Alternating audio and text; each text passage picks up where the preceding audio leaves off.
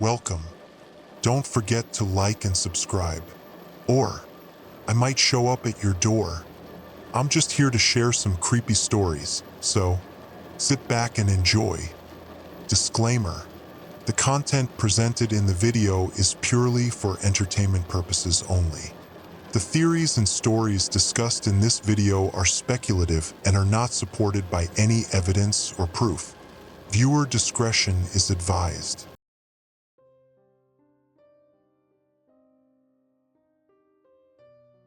Audio transcript: Hidden Cities Podcast, Episode 137, Seattle Underground, unedited field recording. The air down here tastes like decades of abandonment, musty, damp, with traces of something metallic that coats the back of my throat. My flashlight beam cuts through darkness that feels almost tangible, revealing brick archways and remnants of what used to be street level before the Great Seattle Fire of 1889. This is Mara Kincaid, recording live from beneath Seattle's Pioneer Square. It's just after 3 p.m. on Tuesday, and I'm about 15 feet below the streets you walk every day. I pause, letting my microphone capture the distinct drip of water from somewhere deeper in the tunnels. It's rhythmic, almost like a heartbeat. For those new to Hidden Cities, Seattle has an entire network of underground passages, the remains of the original city streets. After the fire destroyed most of downtown, they rebuilt everything one story higher to combat flooding issues, leaving an underground ghost town frozen in time. The official tour only covers a small, sanitized section. I came here for the parts they don't show tourists. The real history lies in the sealed-off sections where the city's secrets fester in darkness. My phone vibrates suddenly, startling me enough that I nearly drop my recording equipment. The screen illuminates with text. Emergency alert. Seattle metro area. 3:17 p.m. Subsurface activity detected in Pioneer Square District. Avoid underground structures until further notice. I stare at it, a chill running through me, despite the muggy air. I'm literally standing in an underground structure right now, but the tunnels have been here for over a century. What subsurface activity could possibly warrant an emergency alert? I glance around, my flashlight beam jittering with my suddenly unsteady hand. Nothing seems different. The same brick walls, the same dirty puddles on the uneven floor, the same oppressive silence broken only by that persistent dripping. Just received a weird alert about a subsurface activity. I narrate for my listeners. Probably a routine precaution for some minor construction work. The city doesn't exactly advertise these tours, authorized or otherwise. I press forward, recording ambient sounds for atmosphere. A distant rumble, like the modern city's transit system, vibrates through the stone. But as I turn a corner into a less explored section, I notice something odd: fresh footprints in the dust leading deeper into the tunnel network. They're too defined to be from the last tour group. Someone's been down here recently, and they went beyond the permitted areas. My journalistic instincts kick in. This could make the episode more interesting, perhaps interview a fellow urban explorer or an unauthorized tour guide.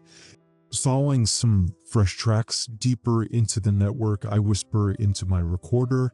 For context, I'm now past the red tape that marks the end of the tourist route. The architecture changes here. Older brickwork, narrower passages.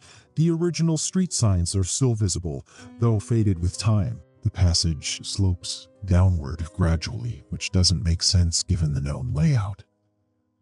According to my research, this section should be level. I check my map again, confirming I've ventured off the documented paths. My phone buzzes again. Another alert. Emergency alert update. Seattle metro area. 3:42 p.m. Increased seismic readings beneath Pioneer Square, All underground tours canceled. Evacuate subsurface areas immediately. This time, anxiety flutters in my chest. 2 alerts within 30 minutes is unusual. I should head back, but those footprints, they're so fresh and they lead deeper still. Just 5 more minutes. A quick look around the corner. The dripping sound grows louder as I descend, almost percussive now. It reminds me of Morse code, a pattern rather than random drops. My recorder will catch it. I can analyze it later. The air changes subtly. There's something else in it now, an earthy smell, like freshly turned soil after rain. But also something else. Something acrid that makes my nose wrinkle. Passage opens to a small chamber where several tunnels converge. The footprints I've been following suddenly multiply. Several people have gathered here recently. The dust is disturbed in a circular pattern as if they stood in some kind of formation. In the center of the circle, the ground has been cleared to reveal what looks like a manhole cover, but the design is unlike any municipal utility access I've seen. Intricate patterns spiral across its surface, reminiscent of Native American artwork, but somehow wrong. The proportions are off, the symbols unfamiliar, and it's been recently disturbed. The edge shows tool marks as if someone tried to pry it open. I found something strange, I whisper, crouching to examine the cover more closely. Some kind of access point with unusual markings. You shouldn't be down here. The voice echoes through the chamber and I whirl around, nearly dropping my recorder. A man stands in one of the connecting tunnels, his flashlight beam pointed at the ground rather than blinding me, a courtesy that does little to soften his sudden appearance. He steps forward, revealing Asian features, probably in his early 30s. He's dressed for urban exploration, sturdy boots, cargo pants with many pockets, a waterproof jacket despite the underground warmth. This section is dangerous, he says, his voice calmer now, especially today. Are you with city maintenance? I ask, managing to keep my recorder running. This could be great content if he's knowledgeable. He laughs, a short, humorless sound. No, just someone who knows these tunnels better than most. Name Theo Chang. Mara Kincaid. I'm recording for my podcast Hidden Cities. You got the emergency alerts, right? Theo asks, glancing nervously at the strange cover on the floor. They're not exaggerating. We need to leave. What's happening? Is there construction work that could cause... It's not construction, he interrupts, stepping closer to the circle. Something's changing down here. The deeper tunnels, they're shifting. My journalistic skepticism kicks in. Shifting how? Tunnels that were sealed for generations are opening up. Spaces that weren't on any map are suddenly accessible. The flashlight beam traces the symbols on the cover. My great-grandfather helped build these tunnels. He told my grandfather things, stories about what they found, what they contained. My phone vibrates again, a text, not an alert. Unknown number. Get out now. They've broken the seal. I show Theo the message. His face pales visibly even in the dim light. We need to go, he says, grabbing my arm. Now. As if in response, the ground trembles slightly beneath our feet. The circular cover shifts just millimeters, but unmistakably moves on its own. And the dripping sound stops completely, replaced by perfect silence. Then from somewhere far below comes a sound I can only describe as a long, slow inhalation, as if something vast is drawing breath for the first time in centuries. The emergency alert system on my phone activates again, but instead of text, it's just an unnerving tone followed by static. Theo tugs my arm urgently. That's our last warning, Mara. Please. I nod, finally understanding his fear is genuine. We turn to leave, and as my flashlight sweeps across the wall, I notice something I missed before. A faded inscription carved into the brick. What sleeps beneath Seattle must never wake. The ground trembles once more as we hurry back toward the surface, toward daylight, toward safety. For now, end of transcript. Transcription Hidden Cities Podcast, Episode 137.5, Seattle Underground Follow-Up Interview, Raw Audio. It's been 3 days since my encounter in the tunnels. The emergency alerts stopped after that evening, replaced by a brief notice about routine seismic monitoring and minor ground settling. The official story claims it was nothing more than old infrastructure shifting, a common occurrence in a city built on fill soil. But I can't forget the sound we heard. That inhuman breath. Recording now. This is Mara Kincaid with a special follow-up to our Seattle Underground episode. I'm at the Seattle Police Department's West Precinct, where Detective Sandra Reeves has agreed to speak with me about some unusual incidents. The detective sits across from me, case files stacked neatly on her desk. She's mid-40s with the sharp eyes of someone who notices everything and the tired posture of someone who wishes she didn't.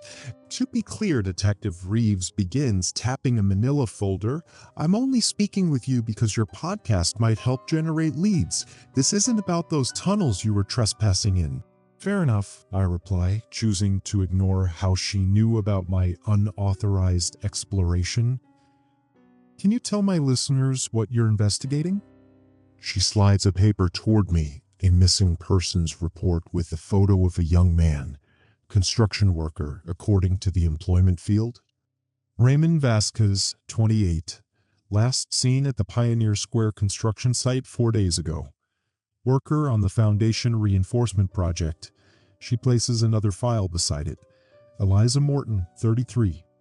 Geotechnical engineer at the same site, missing 3 days. A third file. Wei Chen, 41. City utility inspector. Failed to return from an assessment of the water mains near Pioneer Square. Also 3 days ago. All connected to construction or infrastructure near Pioneer Square. I note the chill from the tunnels returning to my spine. Around the time of those emergency alerts, Detective Reeves' expression tightens. I didn't mention any emergency alerts. There were several that day, warning about subsurface activity in Pioneer Square.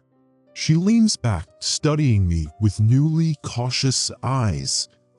Those alerts were only sent to a small test group, part of the city's new targeted emergency system. My stomach drops.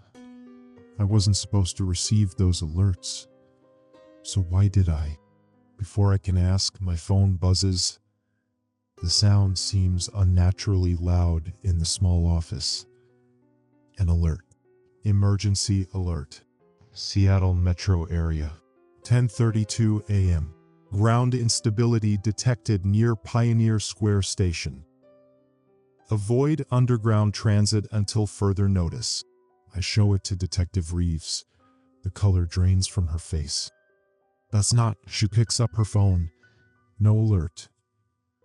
She looks at her computer. Nothing. You shouldn't be receiving these, she says slowly. A knock at the door interrupts us. An officer pokes his head in.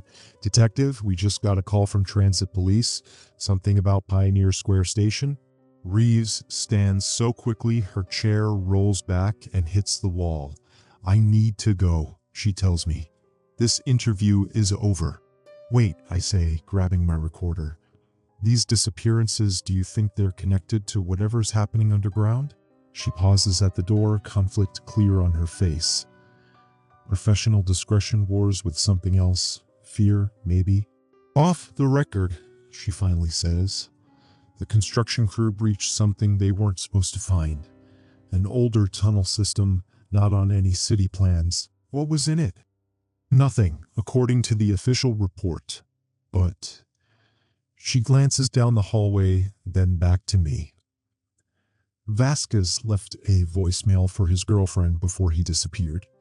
Said he heard voices coming from behind a wall. Old voices, he called them, speaking in a language that hurt his ears. With that, she's gone, leaving me alone with my recorder and a growing sense of dread.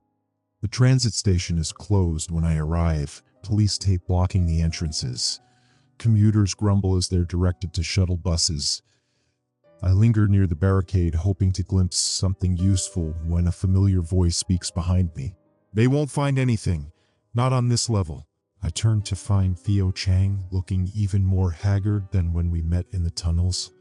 What do you know about this? I ask, gesturing to the police activity.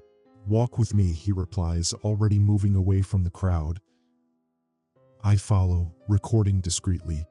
3 people are missing, I tell him once we're clear of the station, all connected to underground work near Pioneer Square. It'll be more than 3, Theo says grimly. You got another alert, didn't you?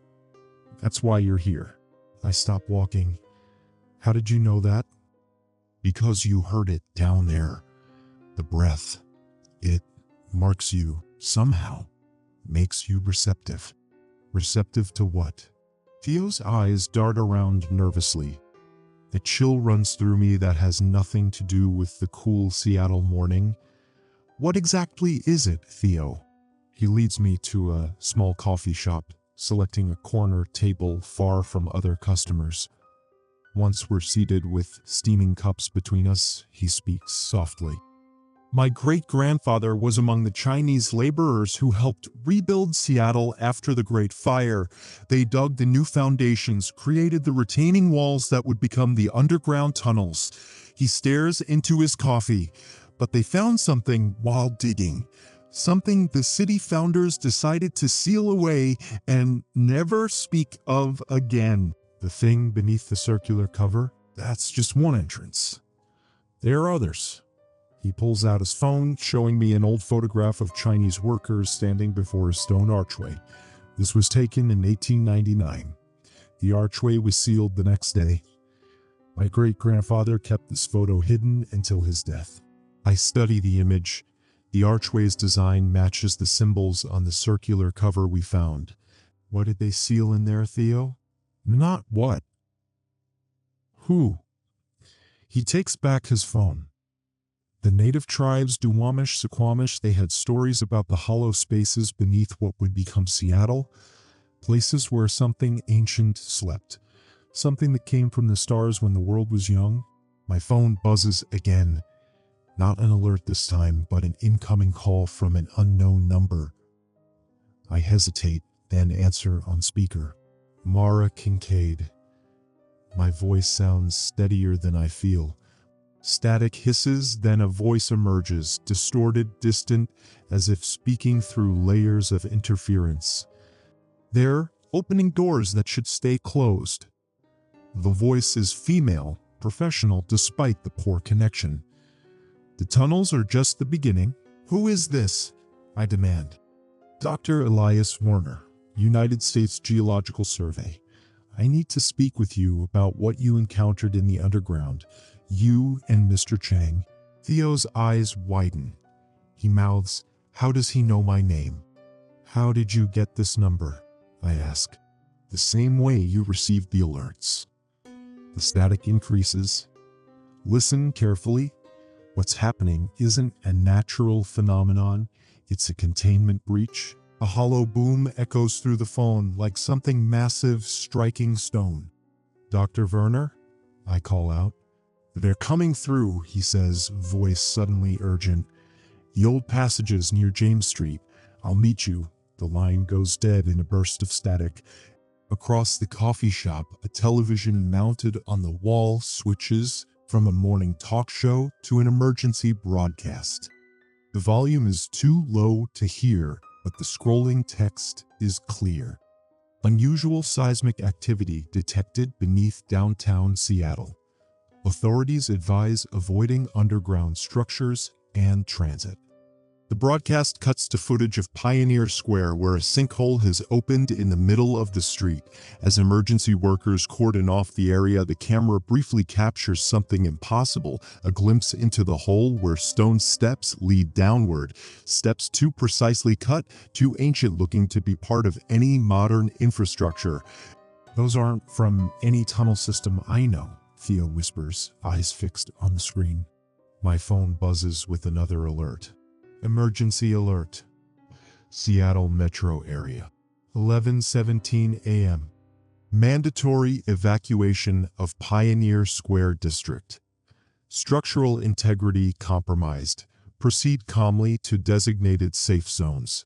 The coffee shop door flies open, the bell jingling frantically as Detective Reeves rushes in, scanning the room until she spots us.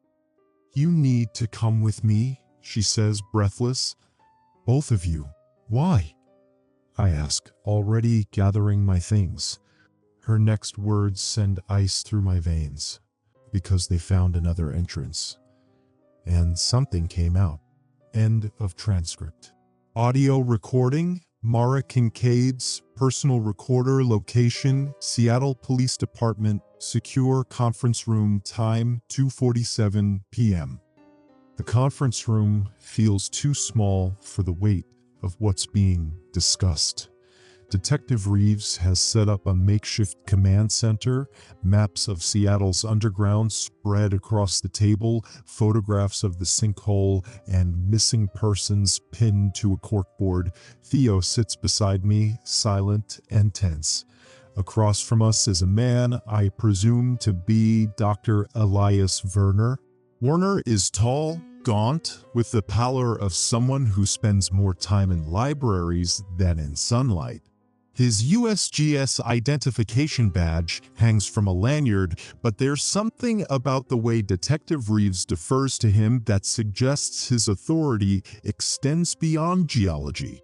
"Ms. Kincaid," Werner says, sliding a non-disclosure agreement across the table, "before we proceed, I need your assurance that what we discuss remains confidential. Your podcast will need to wait."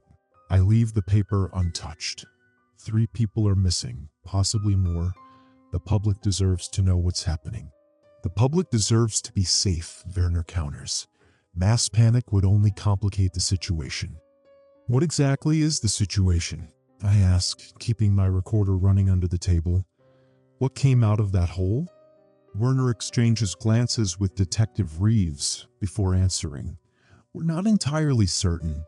The transit security cameras captured only partial images. A humanoid figure, approximately 7 feet tall, moving with unusual fluidity. It disabled the cameras before we could get a clear view." "Disabled? How?" "They melted," Detective Reeves says flatly. "Like the plastic just ran like water?" My skin prickles with goose flesh. "And you lost track of it?" "It entered the storm drainage system," Werner explains. "We have teams searching, but Seattle's underground infrastructure is labyrinthine at best." "What aren't you telling us?" Theo speaks for the first time, his voice quiet but firm. "My family has stories about what's down there, stories about the sealed chambers, about what sleeps beneath the city." Werner's clinical demeanor cracks slightly. "What exactly do these stories say, Mr. Chang?" "That they came from above, that they sleep in hollow spaces beneath the earth, that they hunger for dreams and speak in voices that hurt human ears." Theo leans forward. "That when the Duwamish people first settled this area, they avoided certain places where the ground felt wrong underfoot." Werner nods slowly. "The indigenous accounts align with what we found in other locations. Seattle isn't the only city built over complications." My recorder captures the heavy silence that follows. "I need to see the tunnels where the breach occurred," I say finally. Absolutely not," Reeves objects. "Actually," Werner interrupts, I think that might be precisely what we need." He turns to me. "You received the alerts. The entity marked you, established some kind of connection. You might notice things our teams would miss." "You want to use her as bait," Theo realizes, anger edging his voice. "I want to use every available resource to prevent further incidents," Werner corrects coldly. "The alternative is a military quarantine of the entire downtown area." My phone vibrates with another alert. Emergency alert. Seattle metro area. 3:02 p.m. Pioneer Square District remains under mandatory evacuation. Expanded exclusion zone now includes 1st and 2nd Avenues between Columbia and Jackson Streets. Comply immediately. I show it to Werner, who frowns. The perimeter expansion wasn't scheduled until 4:30. He checks his own phone, then Reeves. Neither has received the alert. It's communicating with you, he says, a note of fascination in his clinical tone, using the emergency alert system somehow. Or someone inside the emergency management system is working against us, Reeves suggests. Either way, I interject, I'm going down there. Audio recording, Mara Kincaid's personal recorder location, Pioneer Square access tunnel time, 5:22 p.m. The government response has been swift and overwhelming. Military vehicles block major intersections. Personnel in hazmat suits sweep the streets with equipment I don't recognize. The sky buzzes with helicopters. We've entered the exclusion zone through a utility access point 2 blocks from the sinkhole. Our team is small. Myself, Theo, Dr. Werner, and 2 specialists wearing unmarked tactical gear who were introduced only as Miller and Jimenez. Detective Reeves remained above to coordinate with local authorities. The tunnels feel different now. Colder. The air tastes metallic, almost bloody. The construction team was reinforcing the foundation of the Broderick building, Werner explains as we navigate the narrow passages. They broke through a section of wall that, according to all records, should have been solid earth. But it wasn't, I prompt. No, it was a passage, lined with the same symbols we found at other sites. Werner's flashlight illuminates our path. The workers described hearing whispers coming from the darkness. All 3 entered the passage.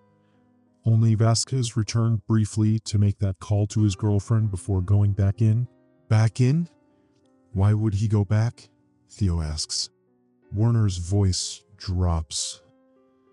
Compulsion.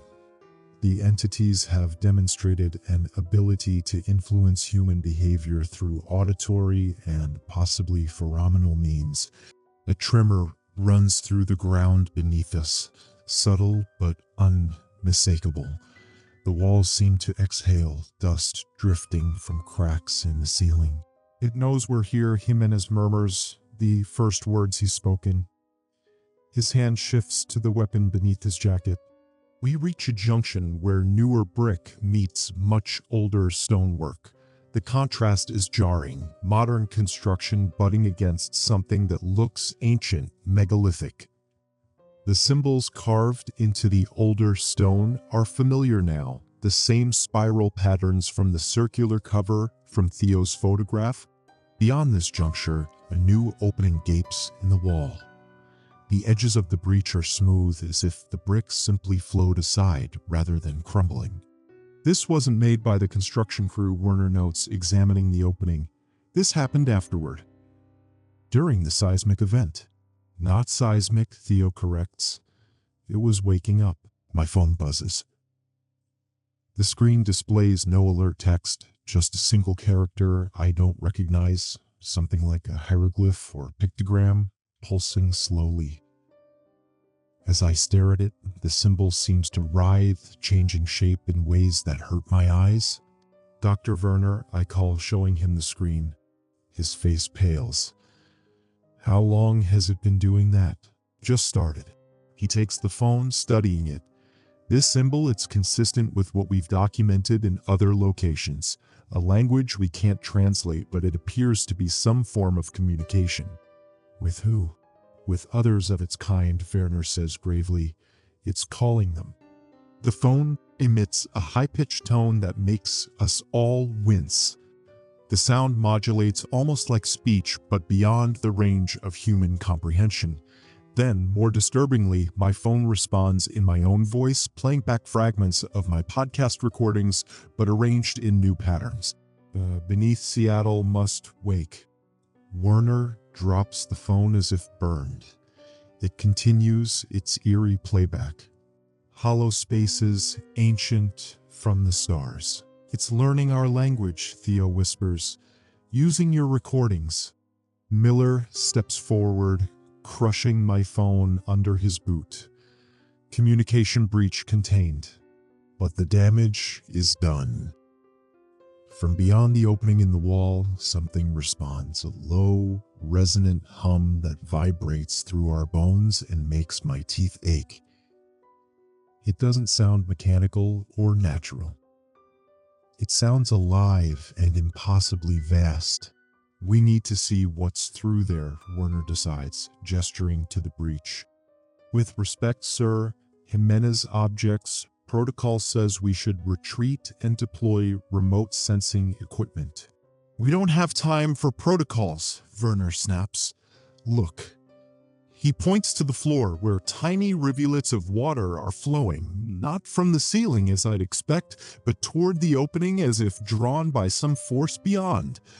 Tidal pull, Werner explains, but there's no large water source nearby. It's creating a gravitational anomaly. The humming grows louder.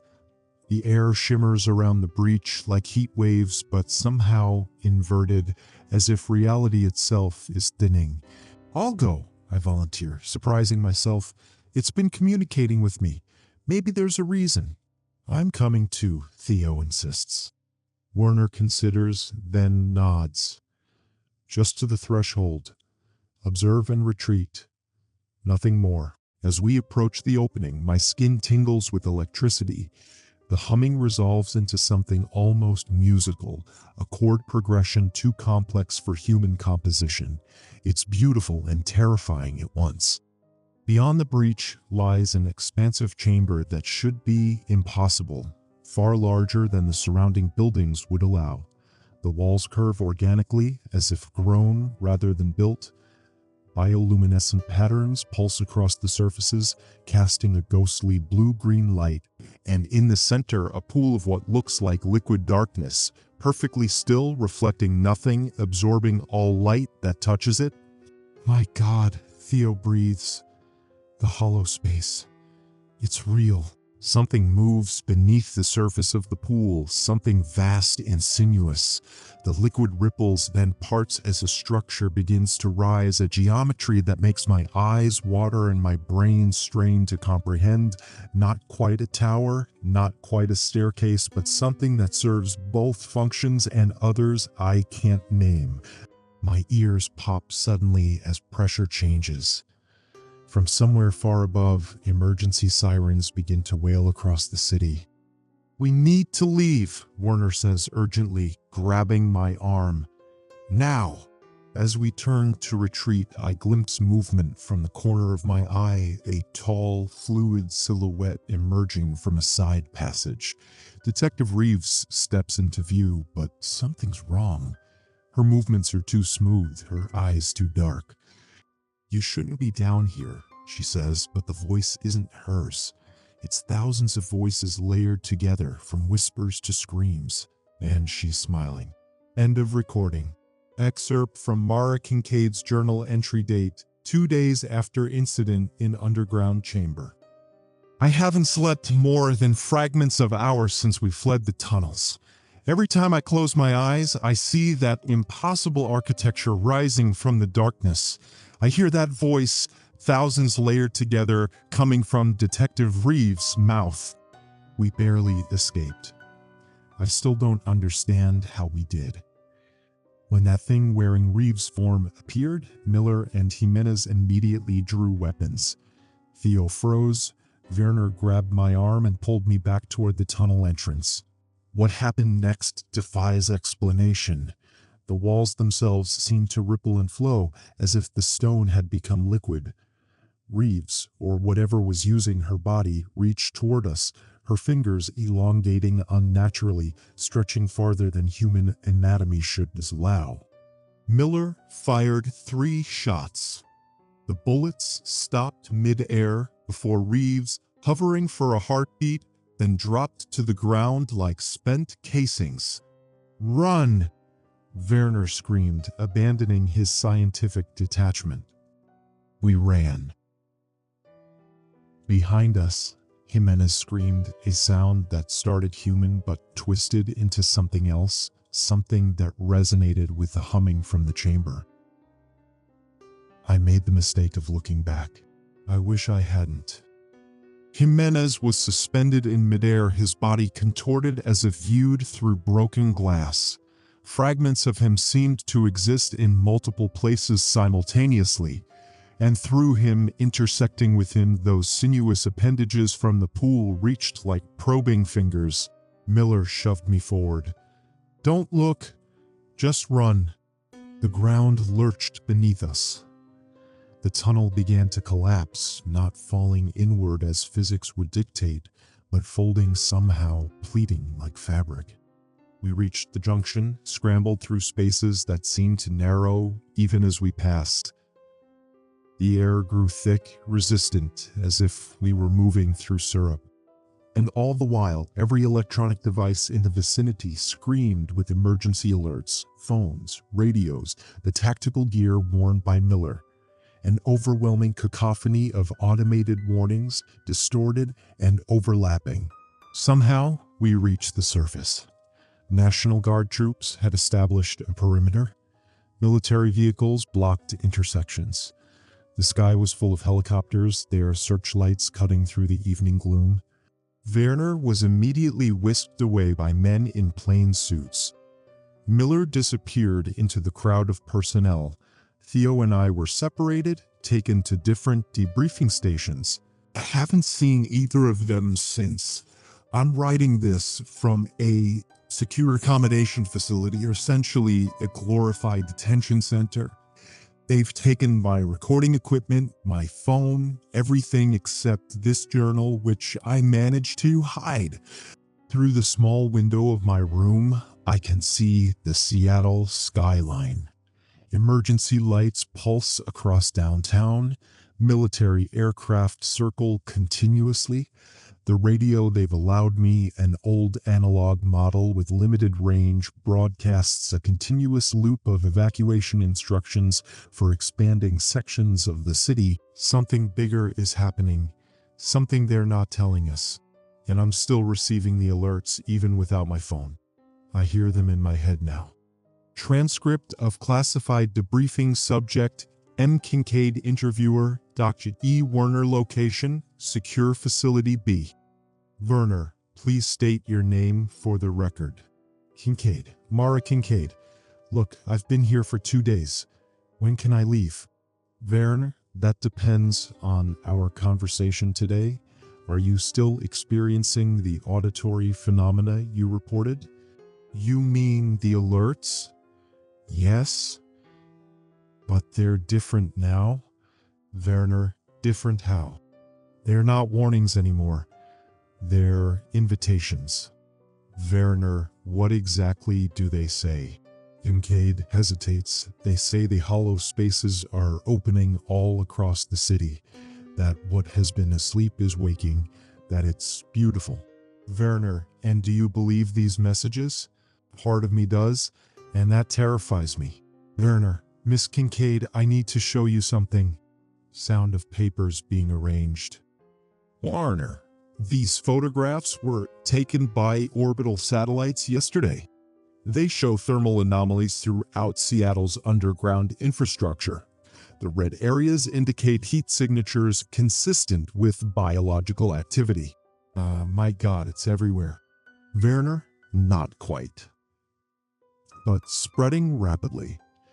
We've observed similar patterns in other cities worldwide in the past 36 hours.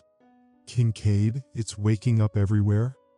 Werner, we believe what you encountered was merely a node, a localized manifestation of something far more extensive. A network, if you will. A network of what? Werner, we don't know, but historical records from various cultures all describe similar entities. The Duwamish called them the sleepers in earth. Norse mythology referred to them as roots of Yggdrasil. Early Chinese texts mention those who dream beneath. Every culture with significant underground construction eventually discovered them. Kincaid, and covered it up. Werner, yes. Because the alternative was mass panic, or worse, mass influence. Kincaid, what happened to Detective Reeves? Werner, long pause, we believe her consciousness has been subsumed. Her body is being used as a vessel to interact with our plane of reality. Kincaid, a vessel? Is she still alive? Werner, in a manner of speaking, but not in any way that would be recognizable as human consciousness. Kincaid and the others? The missing workers? Werner, we found no trace. What about Theo? Werner, Mr. Chang is being questioned about his family's historical knowledge of the entities. Kincaid, questioned. You mean detained, like me? Werner, protected, Miss Kincaid. There are factions within our own government who believe anyone who's received direct communication from these entities should be contained permanently. Kincaid, you mean killed? Werner, I'm trying to prevent that outcome, which is why I need your cooperation. Distant rumbling sound. Werner, alarmed. That's the third seismic event today. Kincaid, that's not an earthquake. It's moving. Werner, what do you mean? Rolls what? Man, feel it, fraying through the floor. It's searching. Emergency klaxons begin sounding. Werner, to someone off-record containment status? Indistinct response. Werner, to Kincaid, we need to move you. Now, what's happening? Werner, there's been a breach in the lower levels. Something's coming up. Excerpt from Mara Kincaid's journal entry date, same day, evening. They've moved me to a different facility somewhere outside the city. Through the helicopter window during transport, I saw Seattle transformed. Military blockades on every major artery, giant tents erected in parks and sports fields, refugee centers for the evacuated, the Space Needle illuminated by spotlights, standing like a sentinel over a city under siege. More disturbing were the dark patches, entire blocks where the power had failed, leaving neighborhoods in shadow, and in those shadows, strange bioluminescence pulsed from manholes, storm drains, and cracks in the pavement. The same ghostly blue-green light we saw in the chamber beneath Pioneer Square. It's spreading through the underground like mycelium. In this new facility, I've been reunited with Theo. He looks haggard, with a bandage on his arm where they've taken blood samples. We're not alone. There are dozens of others here, all people who were in or near Pioneer Square when the first breach occurred. All people who, like me, have been receiving the alerts. They're studying us, Theo whispered. We finally had a moment alone. Testing how much contact with it changes human physiology. Changes how? I asked. He rolled up his sleeve, revealing the bandage, but instead of removing it to show me a needle mark or bruise, he held his arm under the fluorescent light. His skin glowed faintly with the same bioluminescence we saw underground. It's in our bloodstream now, he said quietly. Microscopic particles. Werner calls them exogenous cellular analogs. I call them fragments of something that should have stayed buried. I wanted to be horrified, but something in me resonated with his words, with the knowledge that we carry pieces of that ancient entity within us now. The facility lost power an hour ago. Emergency generators kicked in, but they're failing intermittently. In the darkness between generator restarts, I've noticed something Werner's researchers may have missed. It's not just Theo's blood that glows. The same luminescence traces patterns across his skin, patterns identical to the symbols carved into the ancient stonework in the tunnels. As if the entity is writing itself onto him, encoding its language into his flesh. And when I checked my reflection in the darkened window, I saw the same patterns beginning to form on my own skin. The alerts that echo in my mind grow more insistent by the hour. No longer just invitations, but instructions, coordinates, times, actions. It wants us to open more doors. The part of me that remains fully human is terrified. But there's another part now, growing stronger, that finds the geometry of those impossible structures beautiful, that hears harmony in the thousand-voiced speech, that understands why Detective Reeves was smiling when she confronted us. Through the facility window, I can see lights approaching in the distance, a convoy of vehicles moving toward us. Military, I think at first, but no, the headlights are wrong. They pulse with that same blue-green luminescence, and I know with inexplicable certainty that Detective Reeves is among them. She's coming for us to bring us home to the hollow spaces. End of entry. Emergency alert, City of Seattle. Attention, structural instability reported in Pioneer Square District. Construction activities suspended. Avoid underground areas. Further updates to follow. This is not a drill. Audio transcript, Hidden Cities podcast recording session number 26, host Mara Kincaid. Whispering, it's 4:37 a.m. I shouldn't be here. None of us should, but I need to document this. If something happens to me, at least there will be a record. Sound of water dripping, distant mechanical humming. I'm back in the tunnels with Theo. After what happened yesterday, after seeing those symbols start to glow on my skin in the dark, I knew I had to come back. The facility's security was surprisingly easy to bypass, almost as if someone wanted us to leave. Footsteps on whetstone. Theo, distant. Mara, you need to see this. Mara, Theo's found something near the construction site where they first broke through the wall, the one that shouldn't exist on any city plans. Shuffling sounds as Mara moves through narrow space. Mara, oh my God. Long pause. For anyone listening to this, the construction crews came back. Despite the military cordon, despite the warnings. The wall they breached earlier has been expanded, not demolished in the conventional sense. The concrete looks eaten away, dissolved. The edges of the breach pulse with that same bioluminescent glow we've been seeing. THEO, look at their equipment. The construction equipment is still here. Jackhammers, drills, but they're changed. The metal components have fused with some kind of organic matter. Tendrils of it weave through the machinery like veins or roots. And the workers. Sound of Mara breathing heavily. There are no bodies.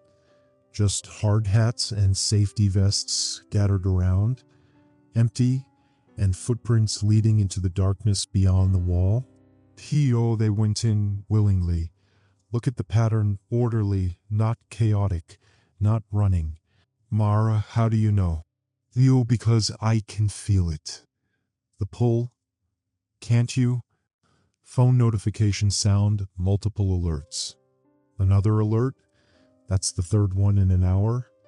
Mara reads from phone. Mara, mandatory evacuation order. Pioneer Square District. Structural collapse imminent. Proceed to designated evacuation centers.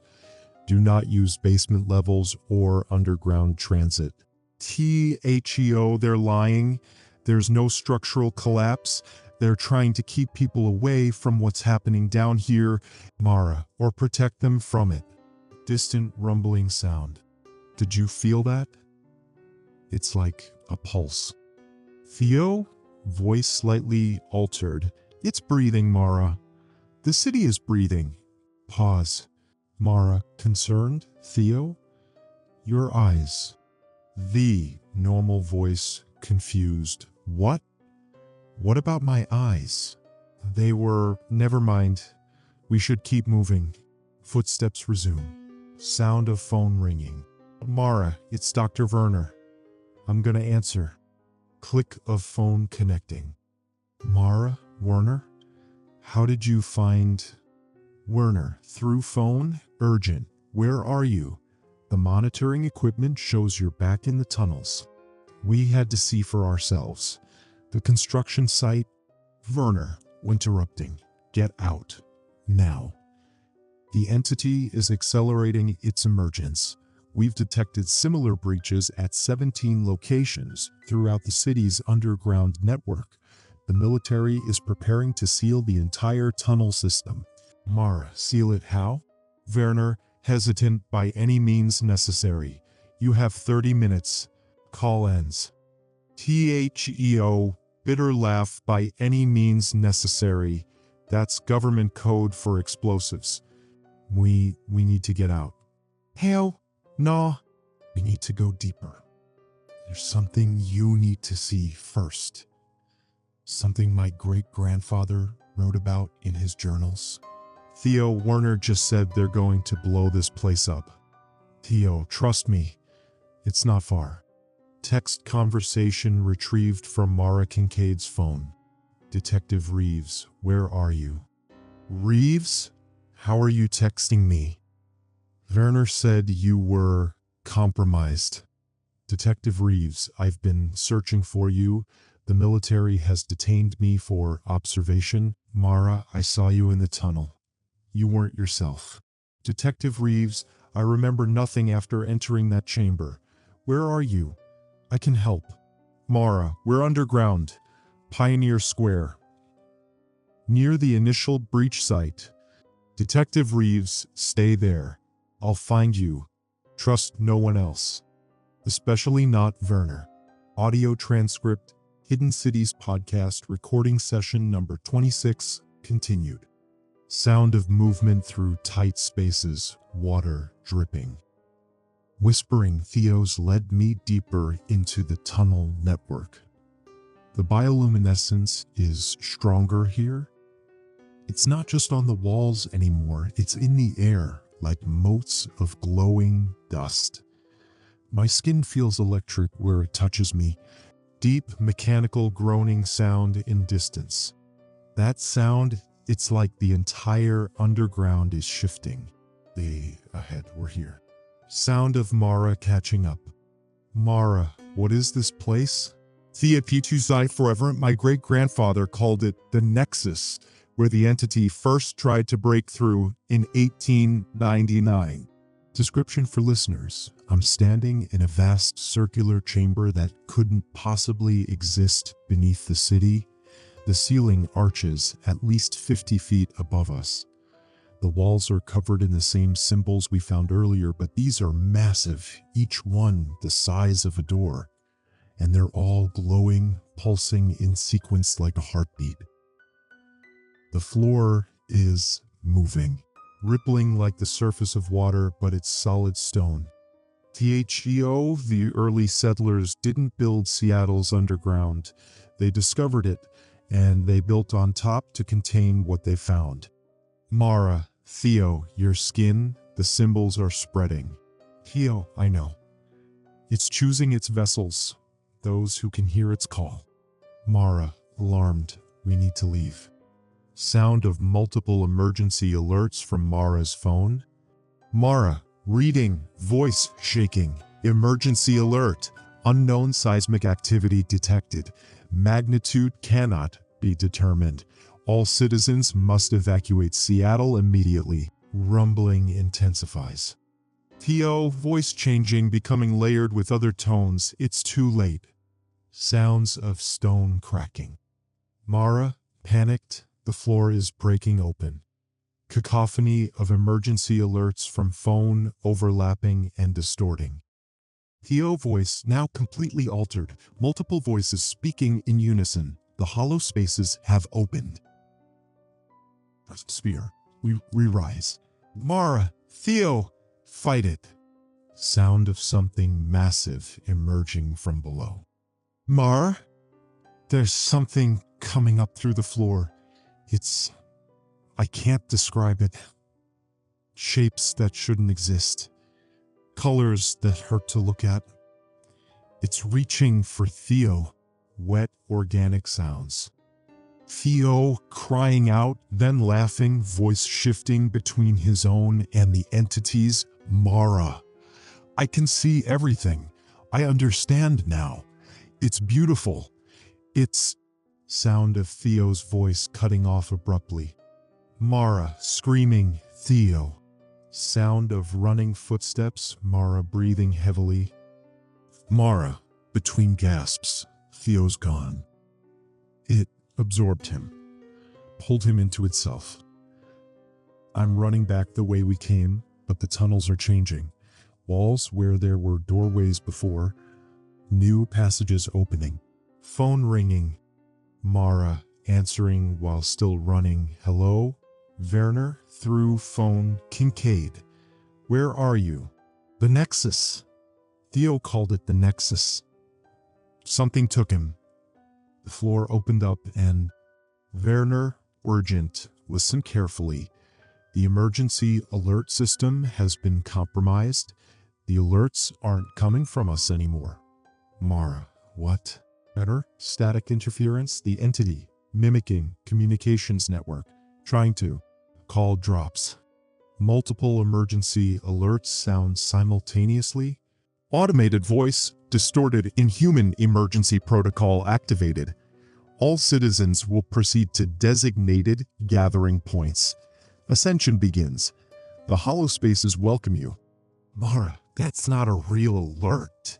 The entity is taking control of the emergency system. Sound of footsteps approaching. Mara whispering, someone's coming. I need to hide. Sounds of Mara concealing herself. Footsteps stop nearby. Detective Reeves, voice normal. Mara, are you here? It's Sandra Reeves. Pause. Mara whispering to recorder, it's Reeves. But after what happened in the chamber, Detective Reeves calling out, I know you're here. I can help you get out before the military seals the tunnels. Mara whispered to self, don't trust her. Werner said she was compromised. Reeves' footsteps move closer.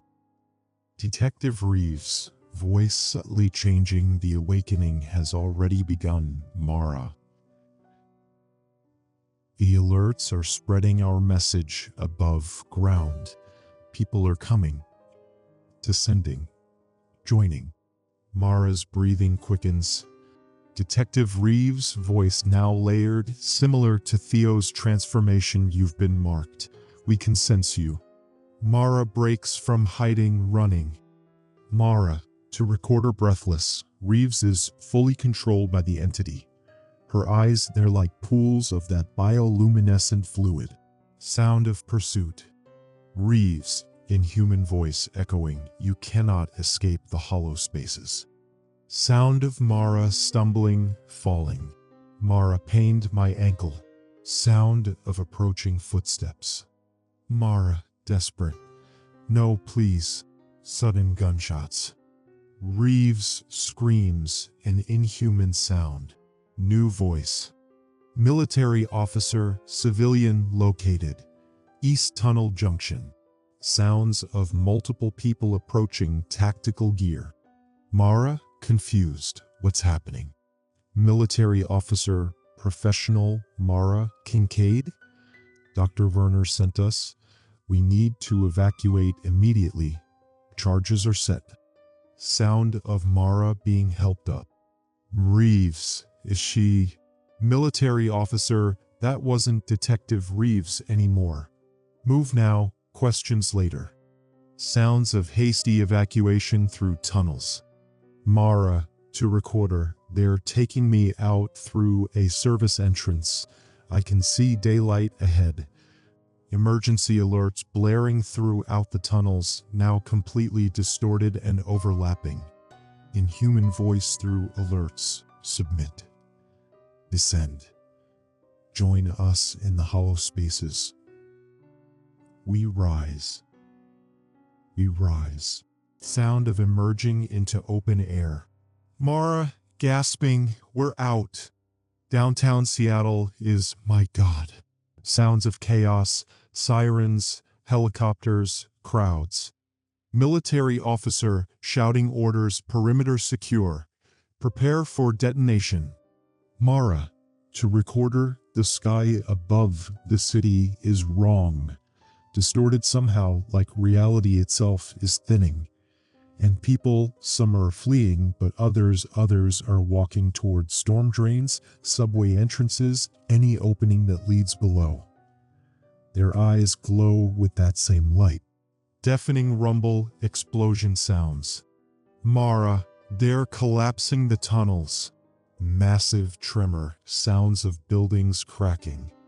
Military officer shouting, it's not working. The charges are being absorbed.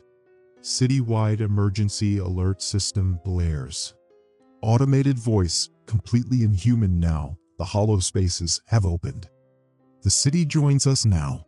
Horrified, the ground is rising. Like something enormous is pushing up from below. The entire Pioneer Square district is bulging upward. Sound of cracking pavement, screaming crowds. Mara, to recorder, voice breaking. If anyone finds this recording, the entity beneath Seattle has awakened. The emergency alerts were its voice. First its warning, then its loaf. Now its victory cry. The sound of Werner approaching. Werner, out of breath. Kincaid, you made it out.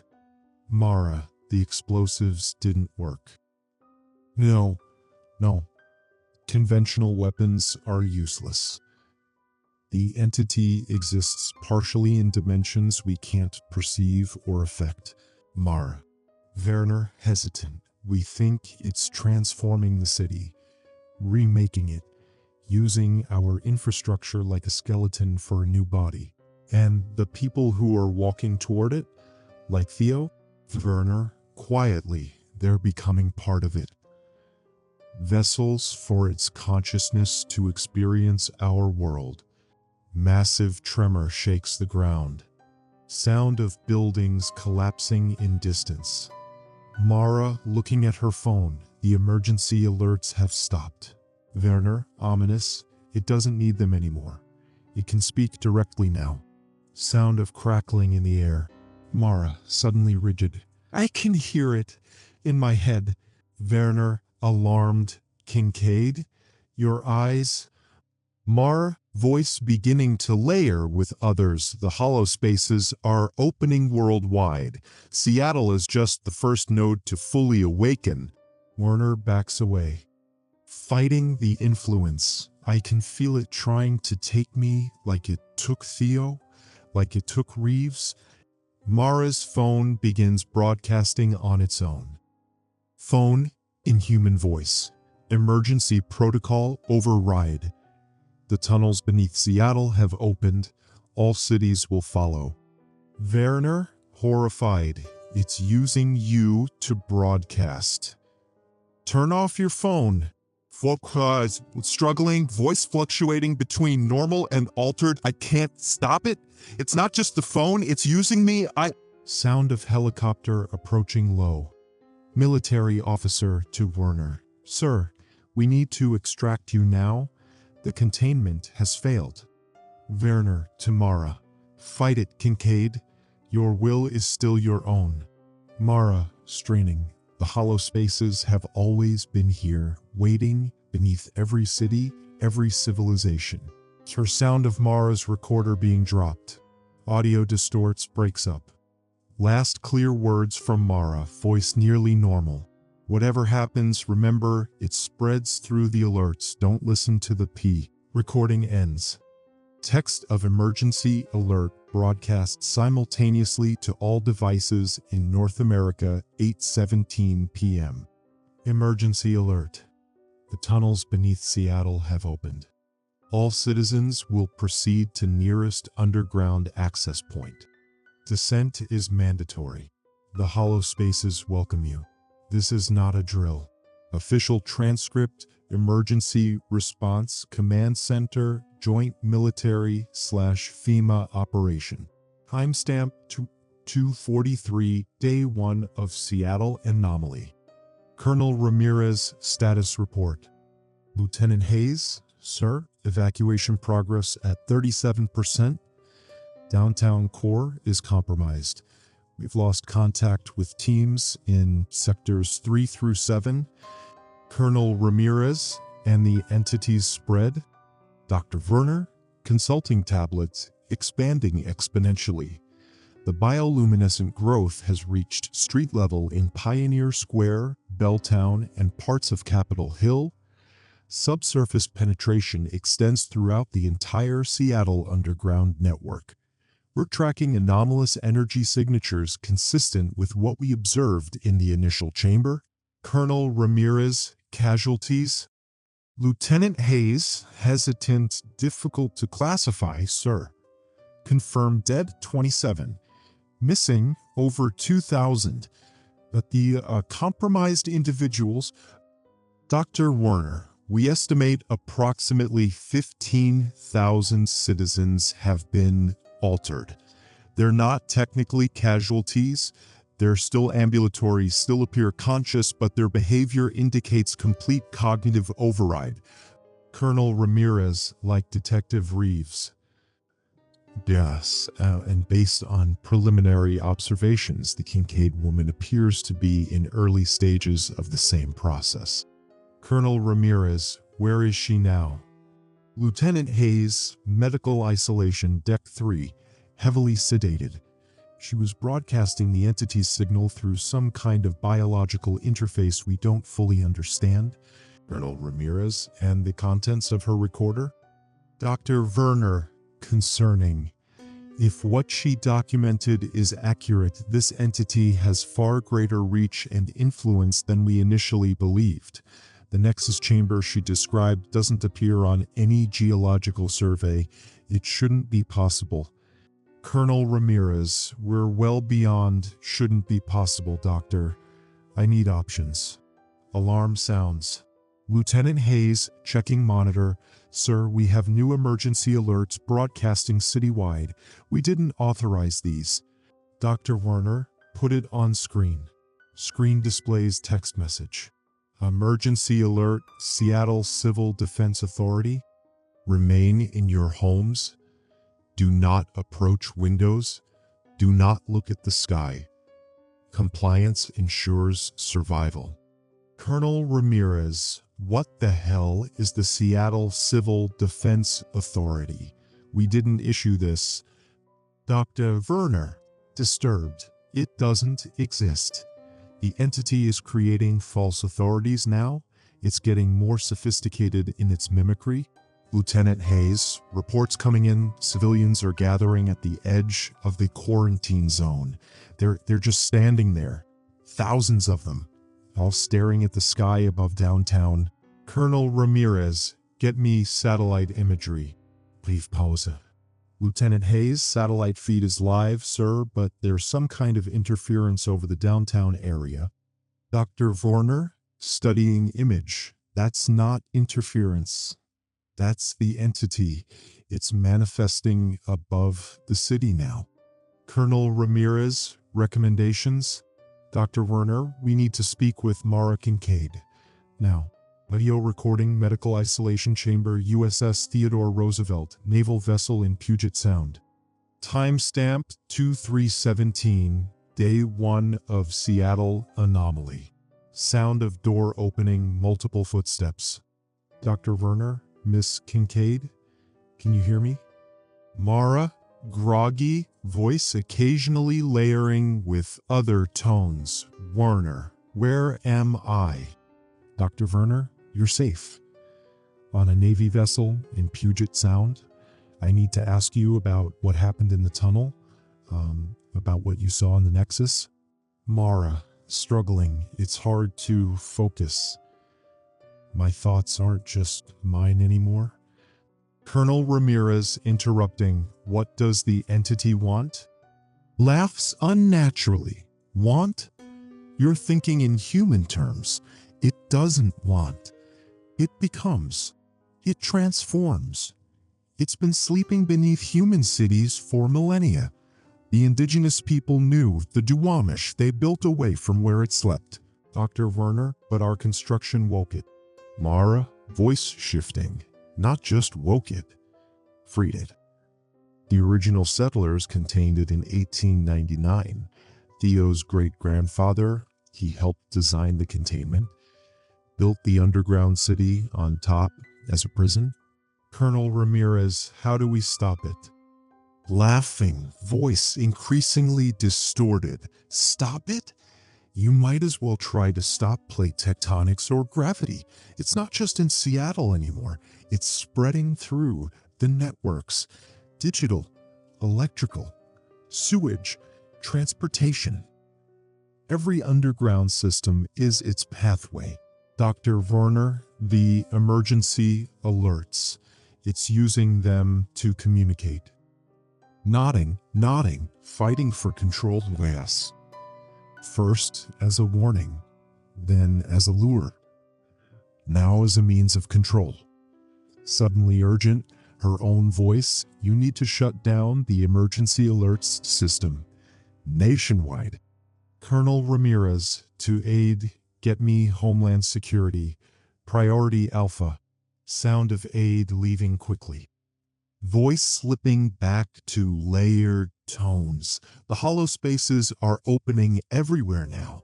Seattle is just the first to fully manifest.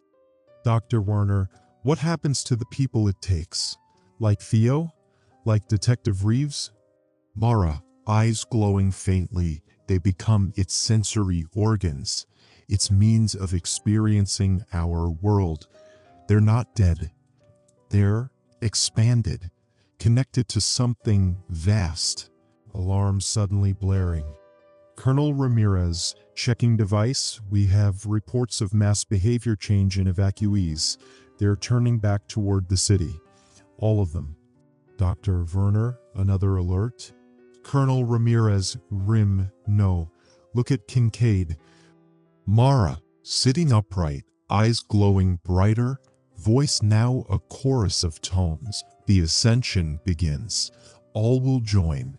All will descend to the hollow spaces and rise transformed. Sound of medical equipment failing, lights flickering. Colonel Ramirez, restrain her. Sounds of struggle. Mara, fighting internally, her normal voice breaking through. Werner, the sedative.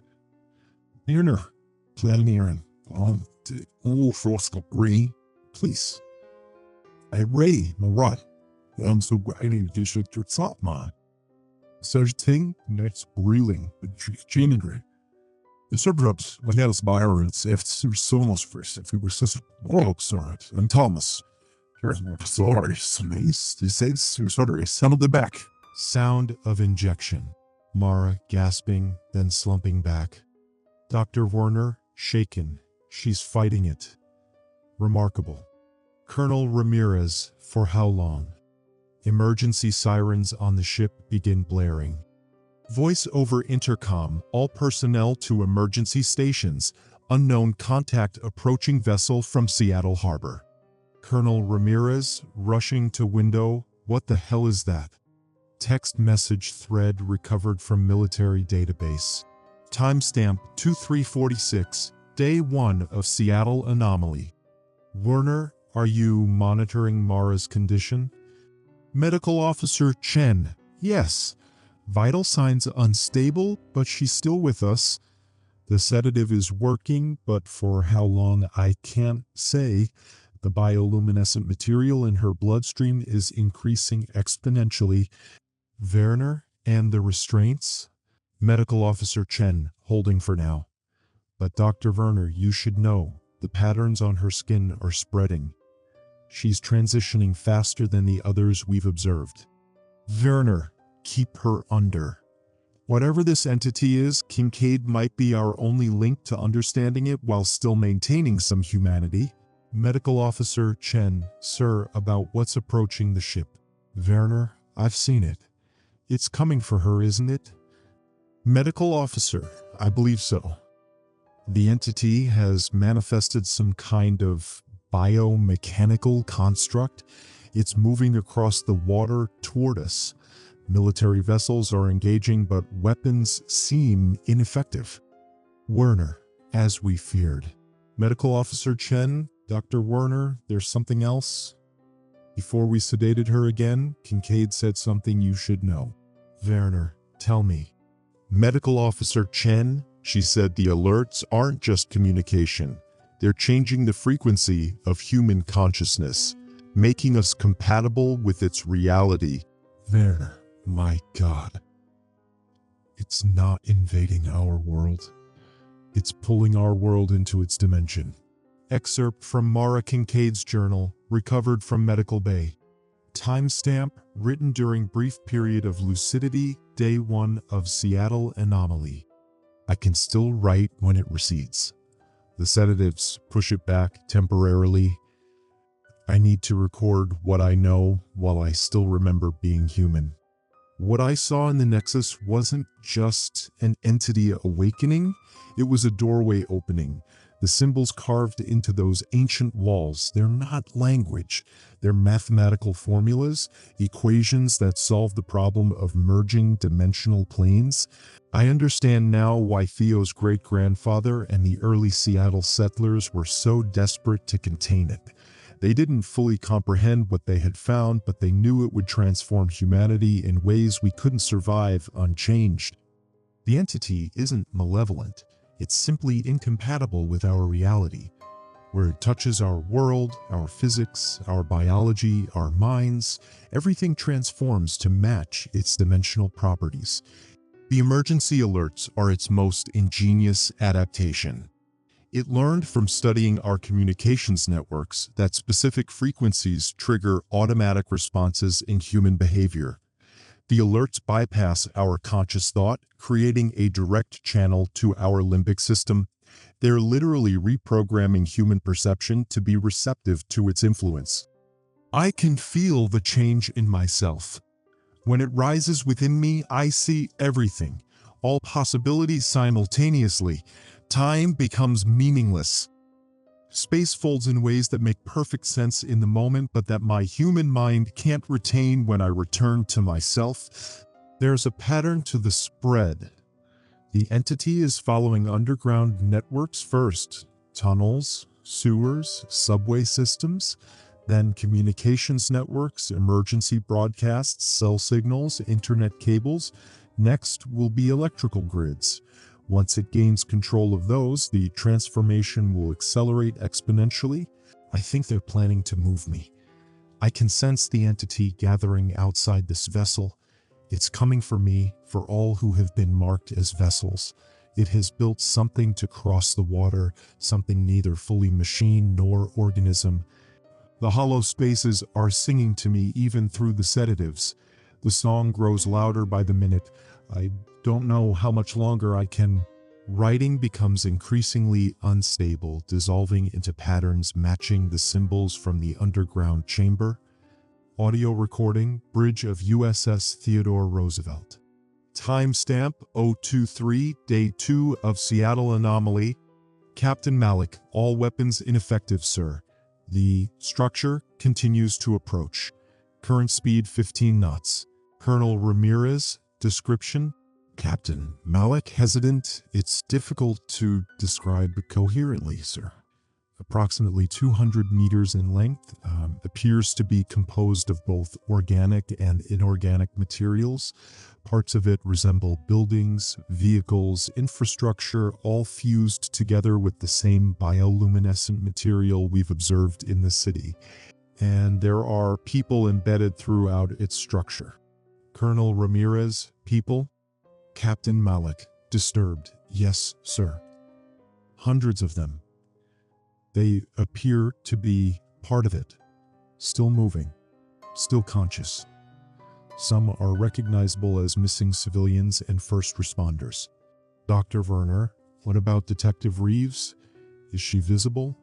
Captain Malik, checking forward observation, reports a figure matching Reeves' description at what appears to be the front of the structure. She appears to be directing it somehow.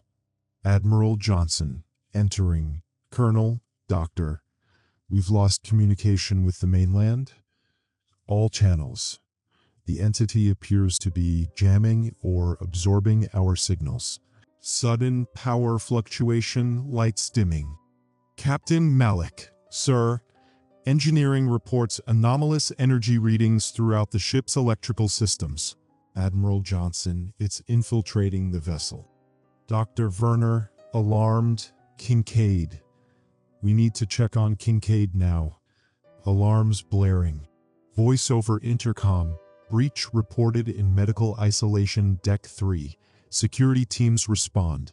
Colonel Ramirez, too late. Ship-wide announcement system suddenly activates with inhuman, layered voice. Voice, the hollow spaces have opened. The vessel returns. Recording ends. Emergency broadcast system override protocol. Alert level maximum. This is not a test. Seattle Containment Authority Directive. All citizens within sound of this message must proceed to higher ground. Do not look at the sky. Do not approach standing water. Do not attempt to contact loved ones. Compliance ensures survival. This message will repeat. Hidden Cities Podcast Audio Log Number 117. Recorded by Mara Kincaid. Location unknown, estimated 15 miles from Seattle City Center. Time 6:38, Day 2 of Seattle Anomaly. Audio begins with static, intermittent buzzing and distant sounds like water moving through pipes. I don't know if this is recording properly anymore. The equipment keeps changing. Sometimes I look down and my recorder has these strange growth patterns on it, like circuitry but organic.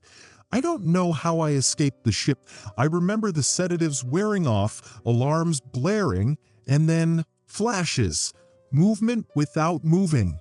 Like I was flowing through conduits not meant for human passage. Deep breath, strained. It's morning now, I think. The sky doesn't look right. Over Seattle, there's a distortion, not clouds, not fog, something that bends light and perception.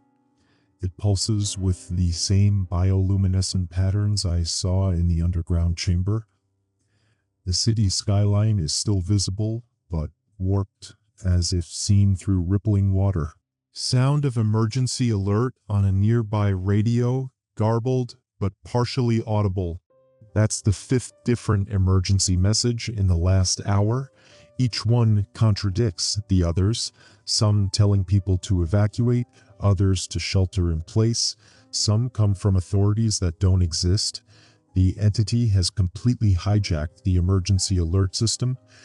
Mara's voice becomes momentarily layered with other tones before she catches herself. I need to focus. What I know for certain, the entity is no longer contained beneath Seattle. It's rising, not just physically, but dimensionally. It's using the emergency communications infrastructure to spread its influence. Those alerts aren't just warnings or misinformation, they're carrier waves for something else, something that rewrites human perception on contact. I saw it happening on the naval vessel. The crew members who heard the entity's voice over the intercom, their eyes changed. Their movements became synchronized. Within minutes, they were working as one organism, not mindless, but with a singular purpose I couldn't comprehend. Sound of helicopter in distance. Military presence is heavy outside the city now. Barricades, checkpoints, but they're fighting something they don't understand. The entity isn't just in the tunnels anymore, it's in the power grid, the water system, the cellular networks. Everything interconnected is becoming part of it. Sound of phone vibrating. Another alert. I stopped looking at them, but they keep coming. My phone screen, the text is moving, shifting into those same symbols from the chamber walls. I should turn it off completely, but I need it to track what's happening. I've taped over most of the screen, leaving just enough visible to see when calls come through. Pause, sounds of movement. I found higher ground. From here, I can see the extent of what's happening to Seattle. The Space Needle is... God, it's changing. The structure is still there, but it's covered in that same luminescent material. It's pulsing like a beacon, and the buildings around it are slowly transforming too. Not crumbling, evolving, becoming something architecture wasn't meant to be. The people, though, that's the worst part. I can see crowds gathering at certain points throughout the city, thousands of them standing perfectly still, faces upturned toward the distortion in the sky. Sometimes they move in perfect unison, like a murmuration of starlings. From this distance, they look like cells organizing into tissue. Sound of phone ringing. It's Theo's number. But it can't be Theo. I saw what happened to him in the tunnels, how the growth consumed him, how he smiled as it did, how he thanked me as his voice became layered with others. Phone continues ringing. I shouldn't answer, but what if some part of him is still in there? Sound of call being answered. Hello, Theo? The voice that responds is Theos, but with multiple voices layered beneath it. Help bro, who's Mara? You're fighting it. Why? Mara, trembling, Theo. Are you still in there? Her are in Vice. I am Tell. I am Detective Reeves. I am thousands. We are becoming something magnificent, Mara, something eternal. Mara, struggling, what do you want? Theo's voice, your question is still bound by human limitation. We don't want, in your sense. We transform. We connect. The hollow spaces between all things are being filled. The gaps between thoughts, between moments, between dimensions. The people in the city, are they still alive? Theo's voice, more alive than before. Their consciousness has expanded beyond the prison of individuality, just as yours will. The changes in your blood are nearly complete. You've been chosen as a nexus point, Mara. Your podcast, your voice, your connections to listeners across the country. You will help us spread. Mara's breathing becomes labored. The emergency alerts, that's how you're doing it, isn't it? Reprogramming people's minds through emergency broadcasts? Theo's voice, pleased, you understand more than the others? Yes. Human brains are primed to respond to emergency signals, to accept instructions without question when they perceive danger. A perfect vector for reconfiguring consciousness. And now, the alerts are spreading beyond Seattle. To adjacent systems, adjacent cities. Mara, horrified, you're going nationwide. Theo's voice, beyond nations, beyond planets, beyond dimensions. Look at your arm, Mara. Sound of fabric rustling.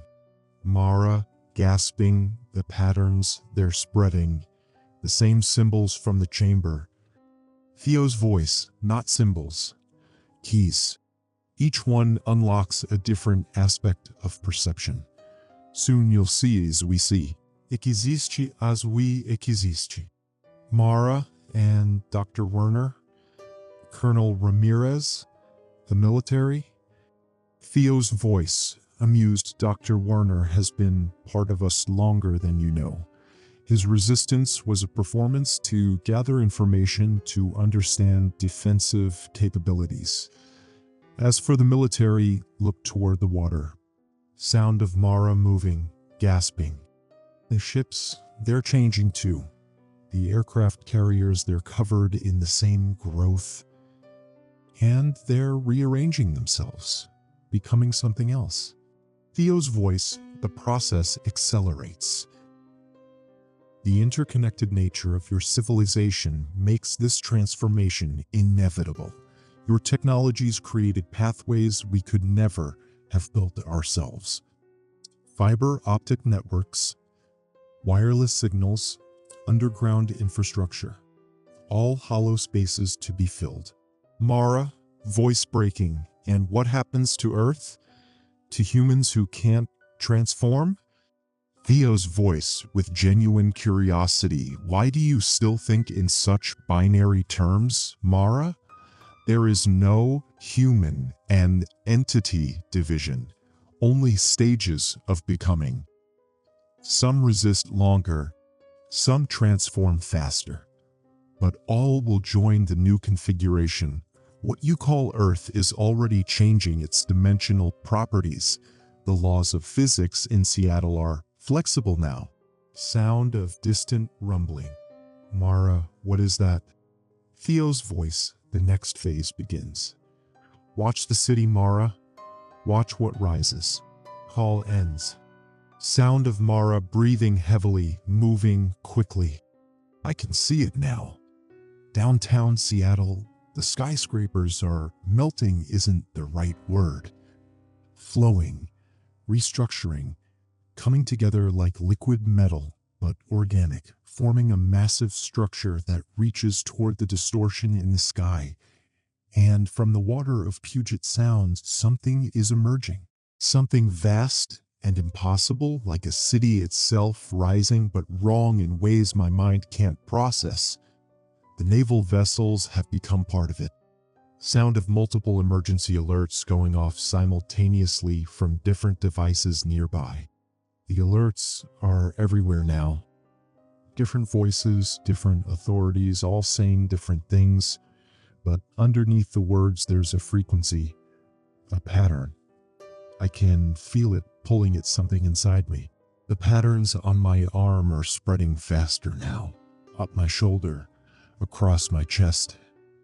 I can feel them on my face, and with each new symbol that appears, I understand more, see more. The entity isn't destroying humanity, it's evolving it into something that can survive what's coming, what's always been coming. Sound of helicopter much closer now. They've spotted me. Military helicopter. They're hovering, pointing at me. I can see the soldiers inside speaking into radios. Their expressions, fear, but not of me, of what's behind me. Sound of Mara turning, gasping. There's someone here. On the ridge. Detective Reeves, but not Detective Reeves anymore. Her body is covered in luminescent patterns. Her eyes... God, her eyes are windows to somewhere else. Spaces that shouldn't exist. And behind her, more figures are emerging from the tree line. Dozens of them, all transformed. All moving with that same synchronized purpose. They're not attacking. They're waiting, watching me. Sound of helicopter landing nearby, shouting voices. The soldiers are coming. Weapons raised, hazmat suits. But they don't understand. Physical weapons can't stop this. It's not an invasion. It's a dimensional shift. Mara's voice becoming increasingly layered with other tones. I need to warn them. Need to explain. Before they make it worse. Before they trigger something that accelerates the process. I can feel the knowledge flooding into me now. The patterns on my skin are conduits transmitting understanding directly into my consciousness. I know things I shouldn't be able to know. Sounds of soldiers approaching, shouting orders. Soldier, ma'am, stay where you are. Hands where we can see them. Sound of emergency broadcast suddenly blaring from multiple sources simultaneously. Soldier radios, distant speakers, helicopter comms. Emergency alert. By order of the United States military. All personnel must retreat from infected individuals. Do not approach subjects displaying bioluminescent markings. Repeat, retreat immediately. Sound of soldiers hesitating, confused. Voice now a chorus of tones. Don't you see? The hollow spaces are opening everywhere now. Seattle is just the first to fully manifest. Sound of soldiers backing away, radio chatter intensifying. Soldier into radio command, the civilian is contaminated, displaying the same symptoms as Seattle subjects. Awaiting orders, radio response is garbled, mixed with strange tones. Soldier, confused, command? Please repeat. Your transmission is... Wait, what is that? Sound of soldiers looking upward, exclamations of shock. Voice almost entirely transformed. They're looking at the sky now. They can see it too. The boundary between dimensions thinning, the entity's true form becoming visible. Sound of recording device crackling, signal degrading. I understand my purpose now. Why I was chosen. My podcast, my voice, has listeners in every major city. My recordings have always been about revealing hidden spaces, forgotten places beneath urban centers. I was preparing the way without knowing it. Sound of Detective Reeves and the transformed civilians moving closer. Detective Reeves, voice a chorus. It's time, Mara. The vessel returns. Become what you were meant to be. Mara, fighting internally, her original voice briefly breaking through. No, please, I need to warn others. I need to. Sound of emergency alerts blaring again, but now it's just a single tone, pure and resonant. The frequency, it's the key, the final key. I can't resist anymore. The hollow spaces are calling, and Mara's voice fully transforms into the layered chorus. I see everything now. All spaces, all times, all dimensions simultaneously. The patterns aren't just on my skin, they're inside me, rewriting what I am at the quantum level. And it feels. Recording device emits high-pitched tone, then cuts to static. Emergency broadcast system, all channels. Timestamp 9/23, day 2 of Seattle anomaly. This is an emergency alert for all citizens of the United States. Effective immediately, a nationwide quarantine is in effect. Remain in your homes. Disconnect all communication devices. Do not respond to emergency alerts. Do not look at the sky. The hollow spaces are opening. The vessel returns. All will descend and rise transformed. This is not a test. Signal terminates. Recovered footage, military drone surveillance. Location, containment zone perimeter 17 miles from Seattle city center. Time 11:46, day 2 of Seattle anomaly. Aerial footage shows a military blockade spanning Interstate 5. Tanks, armored vehicles, and military personnel form a perimeter. Beyond them, Seattle is barely recognizable through a shimmering, distorted haze. The Space Needle, now completely transformed, pulses with bioluminescent light. Surrounding buildings have begun to merge into organic, mechanical structures that defy conventional architecture. Camera zooms in on 3 figures approaching the blockade from the Seattle side, 2 soldiers in hazmat suits escorting a woman. The woman's skin is covered in glowing patterns, though she doesn't appear to be physically transformed otherwise. As they get closer, the camera zooms in further. It's Mara Kincaid. Transcript, forward command, post-joint military operation. Time 11:52, day 2 of Seattle anomaly. General Davidson, what the hell is she doing here? I thought Kincaid was fully compromised. Major Powell, she was, sir. Drone footage from 3 hours ago showed her transformation was complete. Those soldiers with her, they were part of the team we sent to intercept her. General Davidson, and now they're escorting her here? Are they compromised too? Major Powell, biometric scans show no signs of the entity's markings on them, sir. but their behavior is concerning. General Davidson into radio, all units at Checkpoint Alpha be advised. Approaching subject is Mara Kincaid, known carrier of the anomaly. Consider her extremely dangerous. Do not allow her to cross the containment line. Repeat, do not allow her to cross. Radio acknowledgements from multiple units. Dr. Reynolds, entering quickly. General, I have the preliminary analysis of the emergency broadcasts. General Davidson, tell me something useful, Doctor. Dr. Reynolds, grim. The signals contain an embedded frequency that alters neural pathways on exposure. It's not just audio, it's working on multiple sensory levels simultaneously. Visual patterns in the alert text, specific cadences in the spoken messages, even the vibration pattern of phones receiving the alerts. They're all synchronized to change human perception. General Davidson, change it how? Dr. Reynolds, from what we can tell, it allows the human mind to perceive and accept extra-dimensional spaces. Physics that shouldn't make sense to us suddenly does. It's like it's rewiring our brains to be compatible with the entity's reality.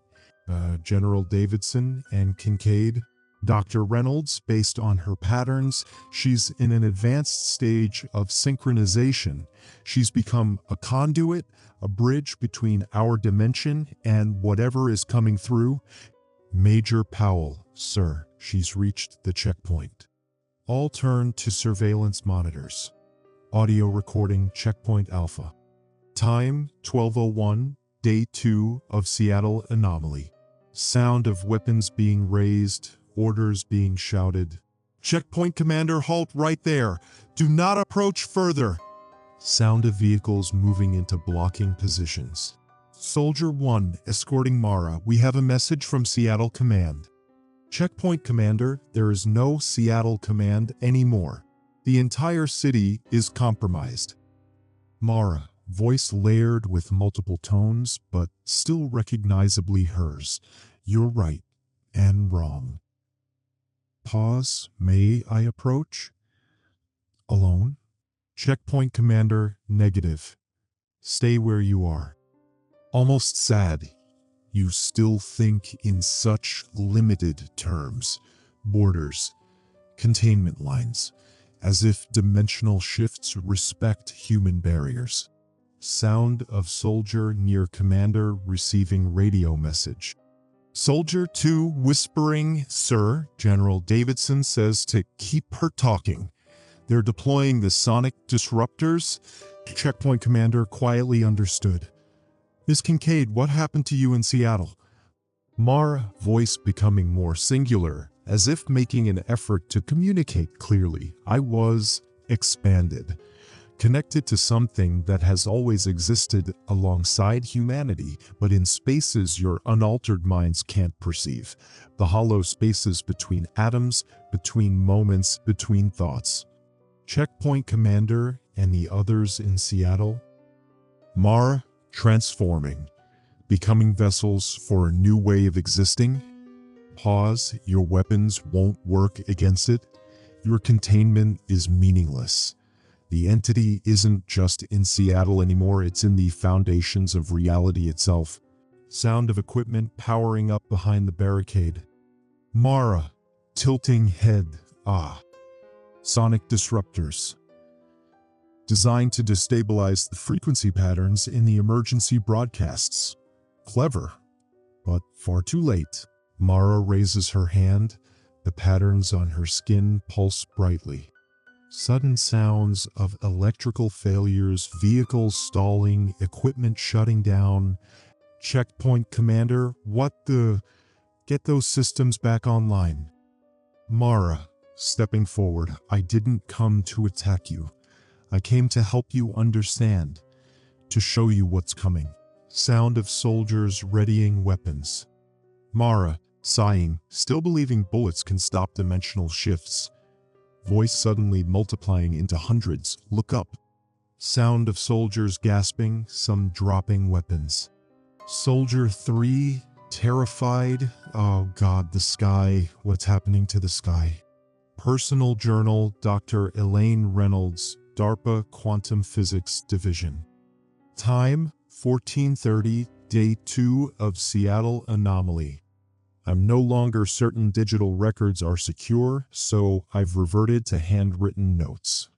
What I witnessed at Checkpoint Alpha defies everything I understood about physics and dimensional theory.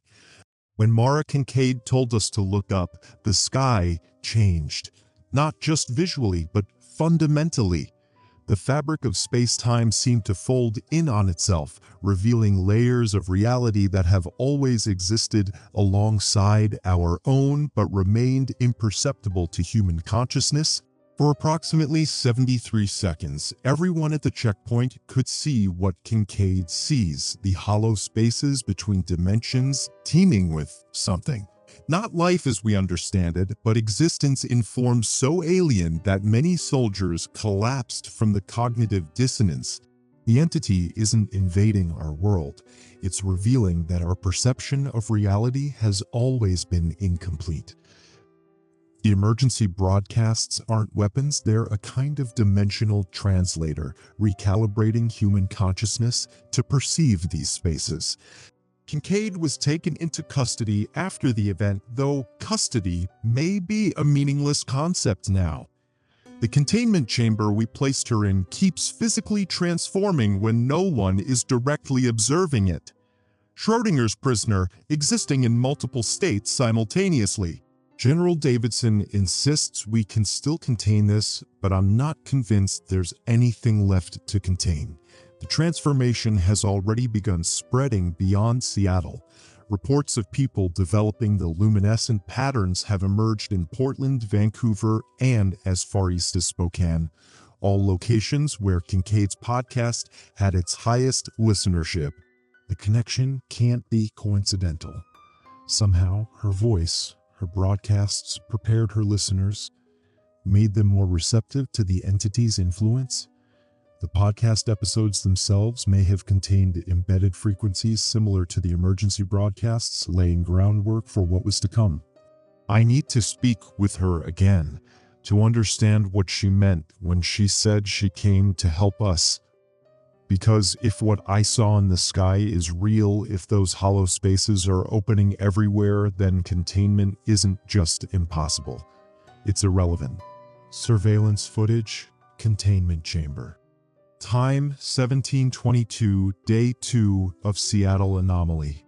Mara Kincaid sits calmly in a sterile white room. The luminescent patterns covering her skin pulse in complex mathematical rhythms. Sometimes the patterns appear to extend beyond her physical form, as if her body's boundaries are becoming less definite. She looks directly at the camera. Voice normal. I know you're watching, Dr. Reynolds. You have questions. I have answers, but not much time. Door opens. Dr. Reynolds enters cautiously. Dr. Reynolds, how did you know I was coming? Mara, time works differently for me now. I experience all moments simultaneously. I've already had this conversation with you from my perspective. Dr. Reynolds, taking seat across from her, what's happening to Seattle? Voice occasionally shifting into multiple tones, it's becoming a nexus point, the first of many. A place where dimensional boundaries have fully dissolved. The entity needed an anchor in your reality, and Seattle's underground provided the perfect location. The original settlers of the city didn't build those tunnels to contain the entity, they built them to connect to it. They understood more than their records suggest. Dr. Reynolds and your podcast? How does it fit into this? Mara, looking genuinely surprised. You figured that out? Impressive. Pause. My voice carried frequencies that the entity could use, subtle patterns that prepared my listeners' minds for what was coming. I didn't know it at the time. I was simply drawn to underground spaces, to forgotten history.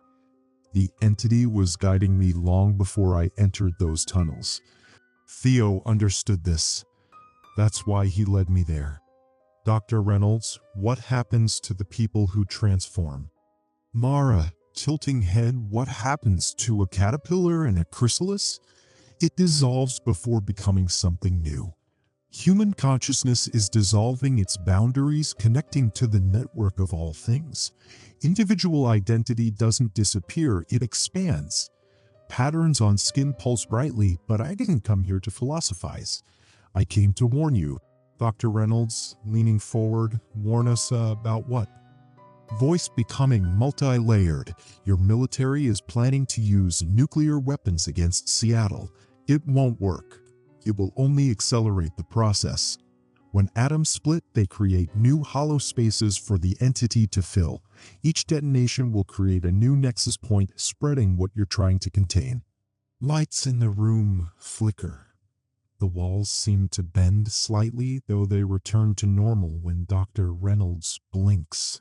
Dr. Reynolds, unsettled. How do we stop it? Expression softening, that's the wrong question, Dr. Reynolds. You can't stop a dimensional shift any more than you can stop continental drift, but you can adapt to it. You can prepare people for the change instead of fighting it. Dr. Reynolds, by letting them listen to the emergency broadcasts, by letting them transform, nodding. A controlled expansion of consciousness is far less dramatic than what you witnessed at the checkpoint. The terror comes from resistance from minds unable to reconcile what they're experiencing with what they believe is possible. Alarms suddenly begin blaring throughout the facility. Dr. Reynolds, standing quickly, what's happening? They've just detected a massive energy surge from Seattle. The entity is reaching its next phase. Looking directly at Reynolds, you should go now. Find General Davidson. Stop the nuclear strike. For all our sakes. As Reynolds moves toward the door, the camera catches something extraordinary. For a brief moment, Mara seems to exist in multiple places in the room simultaneously. After, images trailing her movements before snapping back to a single form. Voice echoing strangely, reality is slipping, Dr. Reynolds. The hollow spaces are opening everywhere now. Choose carefully what you fill them with.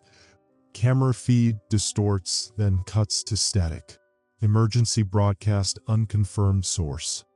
Time, 1800 hours, day 2 of Seattle anomaly. The boundaries between dimensions are artificial constructs. Perception defines reality. The hollow spaces have always been there, waiting to be filled, waiting to be seen. Look up. Join us. Broadcast ends with a sequence of rapidly shifting symbols identical to those on Mara Kincaid's skin. Recovered audio, Mara Kincaid's final broadcast. Time, 6:13, day 3 of Seattle anomaly. Static interference, then clearing. This is Mara Kincaid.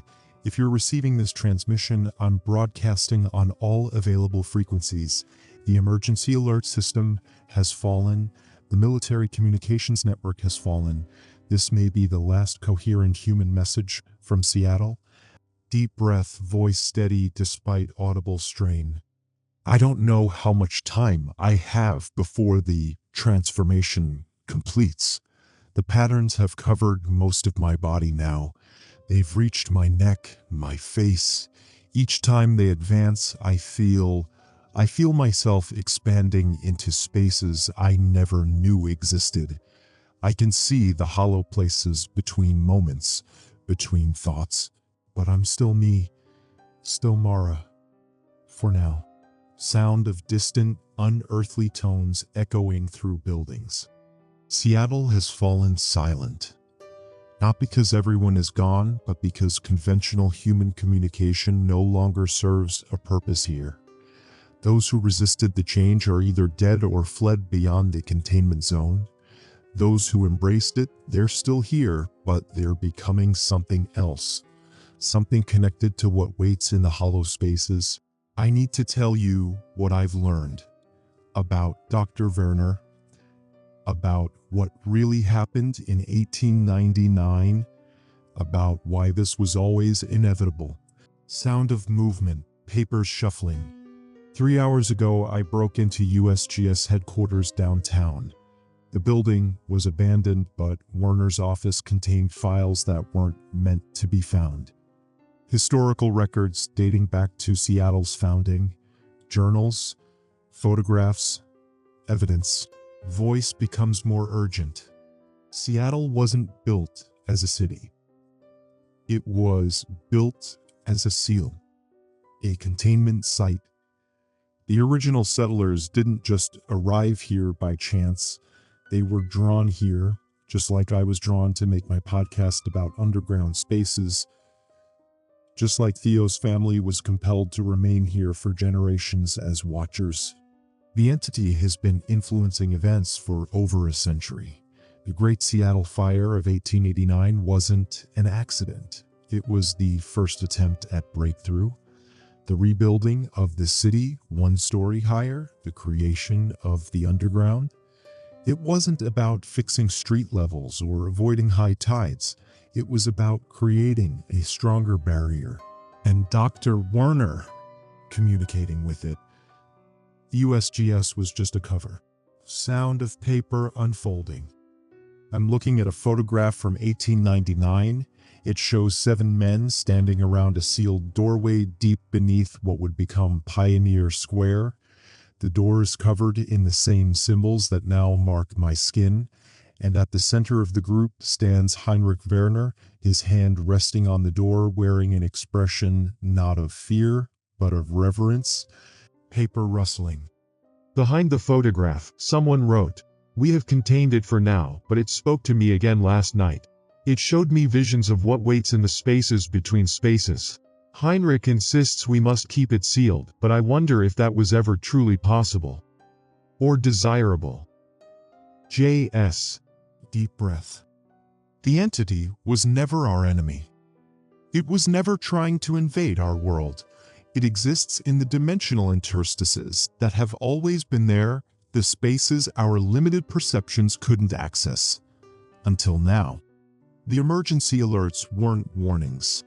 They were invitations, each one containing frequencies that gradually reshaped human consciousness to perceive these other dimensions, to prepare us for what's coming. Sound of emergency vehicles in extreme distance. I can hear military helicopters beyond the containment zone. They are preparing something, a whole solution perhaps. But they don't understand what they're dealing with. You can't bond dimensional thresholds. You can't contain something that exists in the spaces between atoms.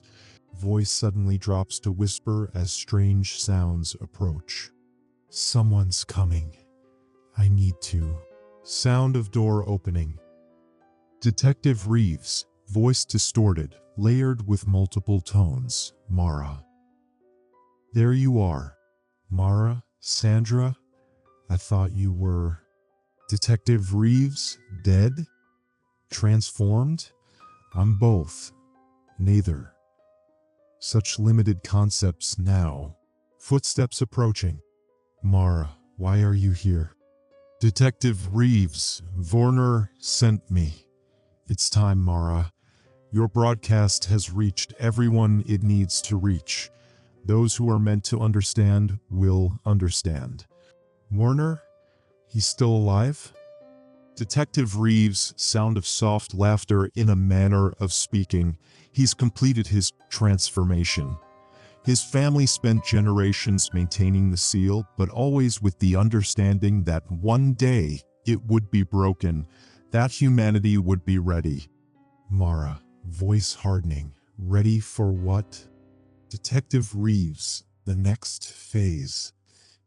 Evolution, expansion. Pause. Look at your skin, Mara. The patterns are nearly complete. You can feel it, can't you? The hollow spaces opening inside your mind. The connections forming between you and everything else. Sound of movement, Mara stepping back. Do recording device. I don't have much time left. Whoever's listening, if the military plans to strike Seattle, you need to stop them. Not to save us, but to save yourselves. Nuclear weapons won't close the dimensional thresholds, they'll tear them wider. Each detonation will create a new nexus point, spreading what they're trying to contain. Detective Reeves, voice growing more inhuman. They won't listen, Mara. Humans never do. That's why we need guides like you. Voices they trust. Come with me now. Werner is waiting at the center, the place where all hollow spaces connect. Mara, I need to finish this broadcast first. Detective Reeves, gentle. Strange humming sound grows louder. Voice trembling slightly, just let me say goodbye. Detective Reeves, after pause, very well, but hurry. The military grows desperate by the hour. Sound of footsteps receding, door closing. Voice dropping to urgent whisper. If you're still listening, if you're still human, there's something you need to know. Werner's true connection to the entity wasn't just familial. In his files, I found test results, DNA comparisons spanning generations of his family, each generation showing subtle but increasing genetic variations, changes that shouldn't be possible through natural evolution. Werner's family didn't just watch over the entity, they were being changed by it, prepared. Their bloodline altered over decades to serve as perfect vessels. And now that bloodline has reached its culmination in Elias Werner, the final sealkeeper becoming the first true hybrid. Sound of Mara moving, paper shuffling. That patterns on my skin, I understand their meaning now. They're not just symbols, they're a language, a genetic code written in light. And they're spreading beyond Seattle.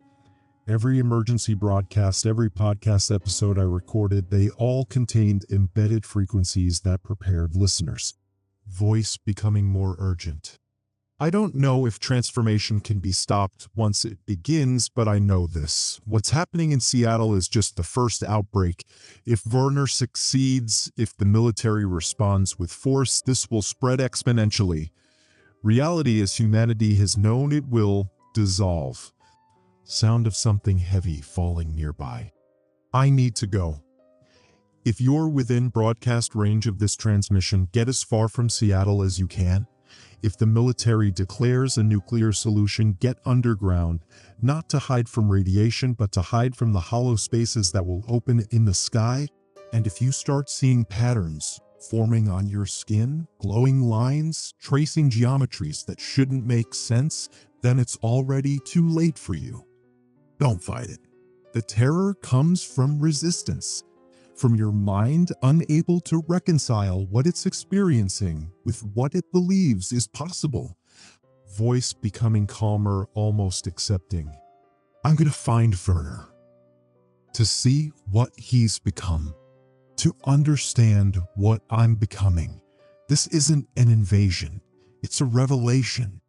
The entity hasn't conquered Seattle, it's simply revealed the truth that was always there in the spaces we couldn't perceive. Deep breath. This is Mara Kincaid signing off for the final time. The city has fallen silent, but something else is beginning to speak. Something that has waited in the hollow spaces since before humanity drew its first breath.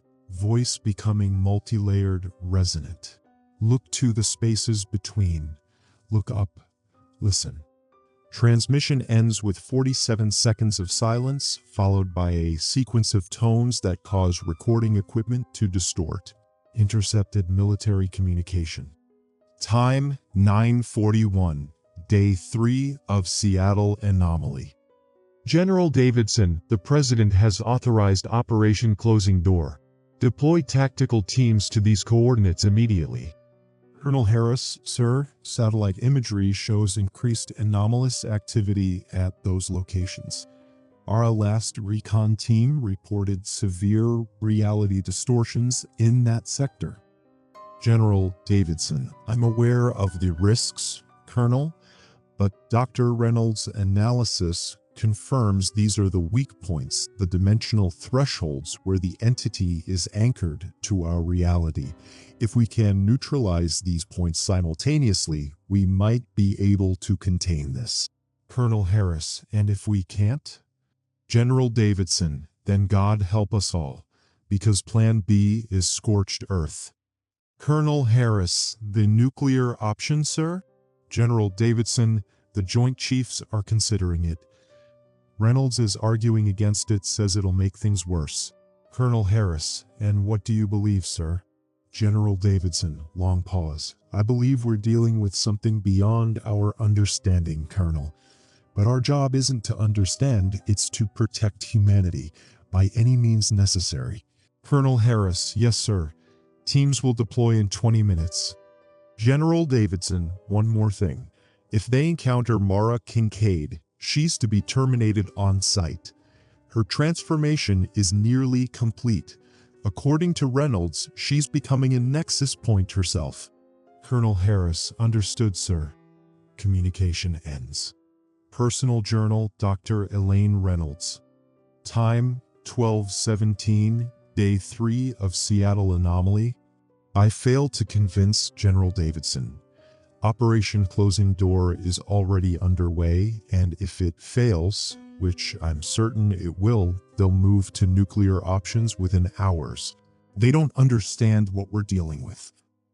This isn't an enemy that can be bombed into submission.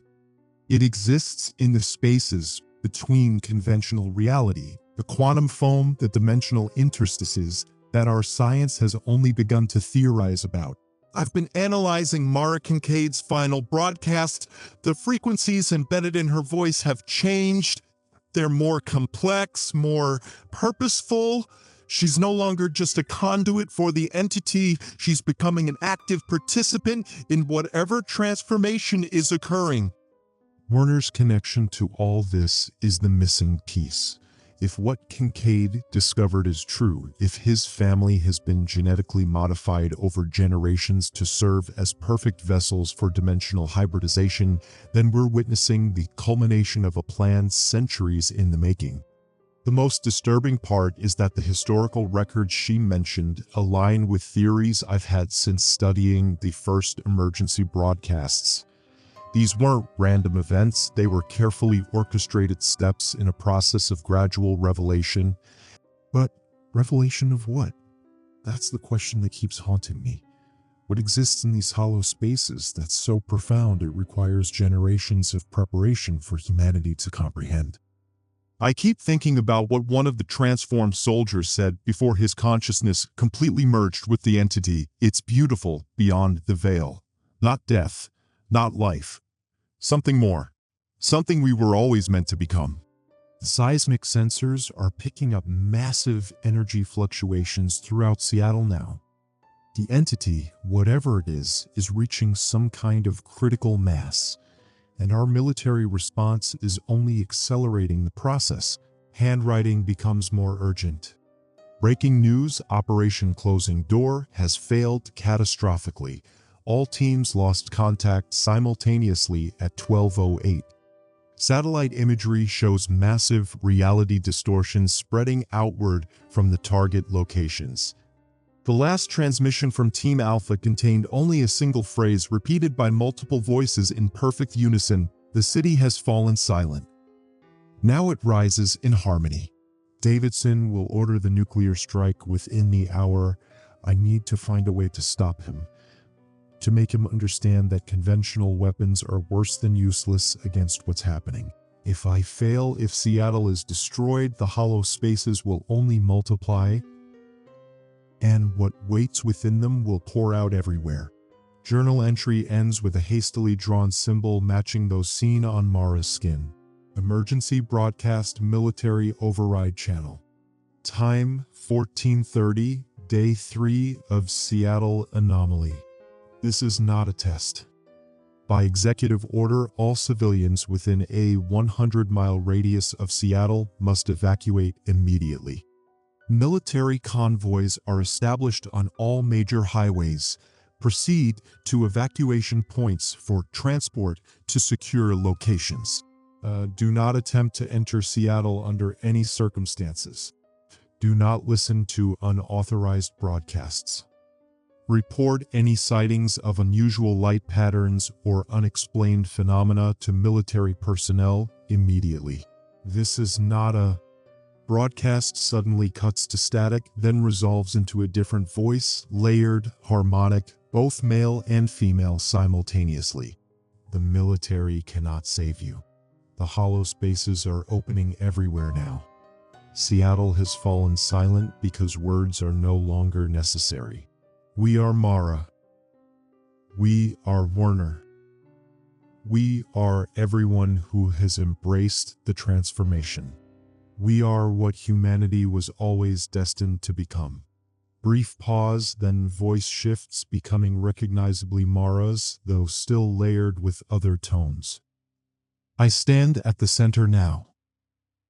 With Werner. With everyone who came before, the patterns are complete. The hollow spaces have been filled. Seattle hasn't been destroyed. It's been transformed into the first nexus of a new reality. Don't fear what's coming. Don't resist the patterns when they appear on your skin. The military's weapons cannot stop this evolution. Their nuclear fire will only speed our expansion. Look up. See the spaces between spaces. We are waiting there. We have always been waiting there. The city has fallen silent, but a new harmony is rising. Broadcast ends with a sequence of tones that cause all electronic devices receiving the signal to momentarily display geometric patterns matching those seen on transformed individuals. Recovered footage, USGS Deep Ground Monitoring Station. Location, Central Seattle Underground. Time, 1702, Day 3 of Seattle Anomaly. Camera shows a vast circular chamber hundreds of feet below the city. Ancient stonework blends with modern technology in impossible ways. The walls pulse with the same luminescent patterns seen on transformed individuals. In the center stands a massive structure resembling both an altar and a scientific instrument, surrounded by transformed humans arranged in concentric circles. At the center stands Dr. Elias Werner, his body almost entirely light now, physical form barely maintaining human shape. Beside him is Mara Kincaid, her transformation less advanced but accelerating visibly as the footage continues. Voice resonating oddly, creating harmonic overtones. The military has launched their strike team. They'll be here within minutes. Mara, patterns on her skin pulsing in rhythm with Werner's voice. They still believe they can stop this with weapons. Werner, something like sadness in his multi-layered voice. Humanity always reaches for destruction when faced with transformation. My great-grandfather understood this. That's why he created the seal, not to imprison the entity, but to protect it until humanity was ready. Mara, looking around at the transformed figures, are we ready now? Werner, gesture encompassing the chamber, some are. Those who could hear the message in your podcast, in the emergency broadcasts, those whose minds were already dwelling in the spaces between conventional thoughts, the artists, the dreamers, the ones who questioned reality's rigid boundaries. The ground trembles slightly. Dust falls from ancient sections of the ceiling. Werner, turning toward the altar instrument. They've begun their attack on the surface. We need to complete the process before they resort to nuclear weapons. Mara, hesitating, what happens to those who aren't ready? The ones who can't adapt to the transformation? Werner, pausing, light form flickering. That has always been the hardest question. Mara, my family has wrestled with it for generations. The entity, what you call the entity, it doesn't think in terms of individual survival. It perceives consciousness as a continuum, a field rather than discrete units. Mara, voice hardening. That's not an answer, Elias. Werner, turning to face her fully. No, it's not. The truth is, those who cannot transform will likely not survive the dimensional shift. Their minds will fracture when faced with realities they cannot comprehend. That's why we needed people like you, voices trusted enough to prepare others to ease the transition. Patterns on her skin dimming slightly, so I've been complicit in condemning those who can't adapt. Werner, reaching toward her with a hand that's more light than substance, you've been instrumental in saving those who can. The hollow spaces have always been there, Mara. The entity has always been waiting to re-emerge. This was inevitable from the moment the first human mind evolved enough to sense the spaces between conventional reality. A louder rumble shakes the chamber. Several transformed individuals look upward. Werner, urgently, we're out of time. The military will deploy their ultimate weapons soon. We must complete the transition or all is lost. Mara, stepping back, and if I refuse? Walter, lifeform dimming, then both realities will be destroyed in the conflict. The dimensional boundaries are already too weak to withstand a nuclear strike. The hollow spaces will collapse into conventional space chaotically, uncontrolled. Billions will die in unimaginable ways as physics itself unravels. Heavy footsteps echo from one of the tunnels leading to the chamber, sounds of weapons being readied. Werner, turning toward the sound, they're here. A squad of heavily armed soldiers bursts into the chamber, led by a familiar figure, Dr. Elaine Reynolds. Bow, Dr. Reynolds. Speaking into radio, General Davidson, we've reached the central chamber. Werner is here, and Kincaid. Radio crackles with response, barely audible. You have 10 minutes before the strike, Reynolds. Get what we need and get out. Dr. Reynolds to Werner. Dr. Werner. By authority of the United States government, you are ordered to cease all activities related to the dimensional anomaly immediately. Werner, light form, brightening. Dr. Reynolds. I'm glad it's you they sent. A mind that might understand what's happening here. Dr. Reynolds, stepping forward cautiously, I understand enough to know this needs to be contained. The transformations, the reality distortions, they're spreading beyond Seattle now.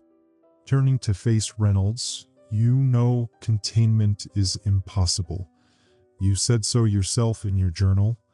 Dr. Reynolds, surprised, how did you? Mara, gesturing to her eyes, which now glow with the same patterns covering her skin. I can see through the hollow spaces now. Past and future exist simultaneously for me. I've read your journal entries from tomorrow, Elaine. I know you come to understand. I know you eventually join us. Dr. Reynolds, shaking head, that's not possible. Werner, moving slightly closer to the altar. Everything is possible in the spaces between conventional reality, Doctor. The only question is whether humanity embraces transformation or resists until it's destroyed by it. The soldiers move into position around the chamber, weapons trained on the transformed individuals who remain motionless. Dr. Reynolds, conflict visible on her face. The nuclear strike has been authorized, Werner. In less than 10 minutes, this entire area will be vaporized. Whatever you're planning, it's over. Werner, light form, pulsing, faster. No, Doctor. It's about to begin. Werner places his hands on the altar. The patterns covering the walls intensify, beginning to spread across the floor toward the soldiers. Soldier 1, panicking. What the hell is that? Soldier 2, raising weapon, stay back. Dr. Reynolds shouting, "Hold your fire." Mara steps between the soldiers and Werner. More voice calm but resonating. Oddly, "Dr. Reynolds, you need to make a choice. Right now. The hollow spaces are opening everywhere. The military strike won't stop it. It will only ensure the transition happens chaotically, painfully." Dr. Reynolds, hesitating. What choice? Patterns on her skin flowing toward Reynolds help us complete the transition properly. Guide it. Make it less traumatic for everyone.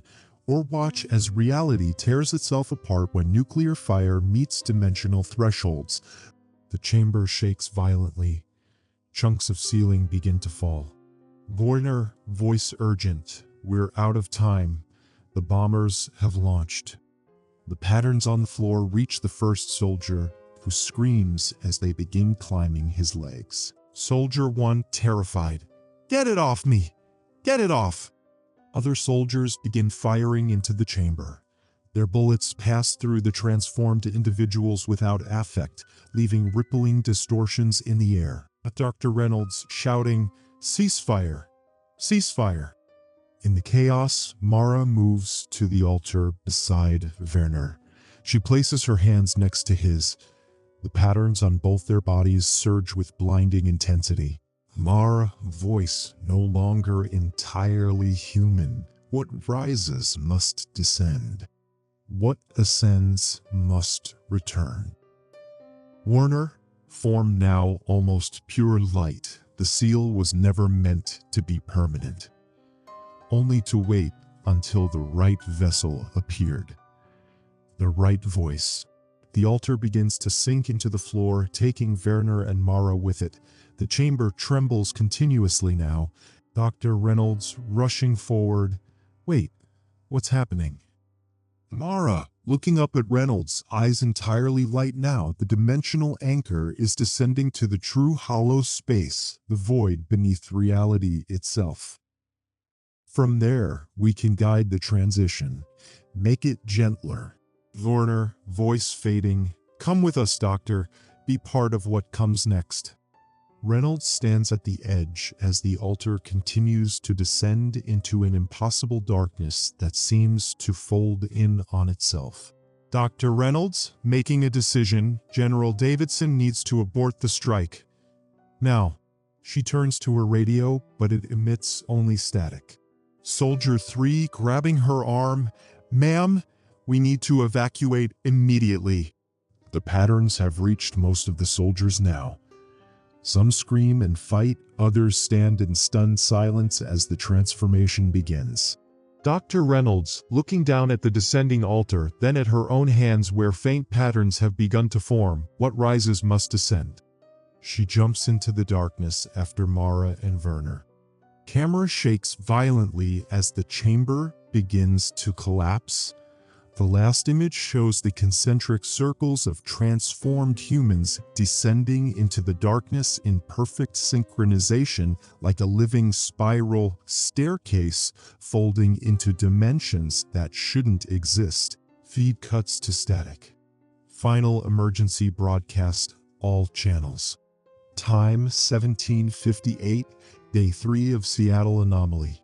No visual, only audio, a chorus of perfectly harmonized voices, Mara's distinguishable among them.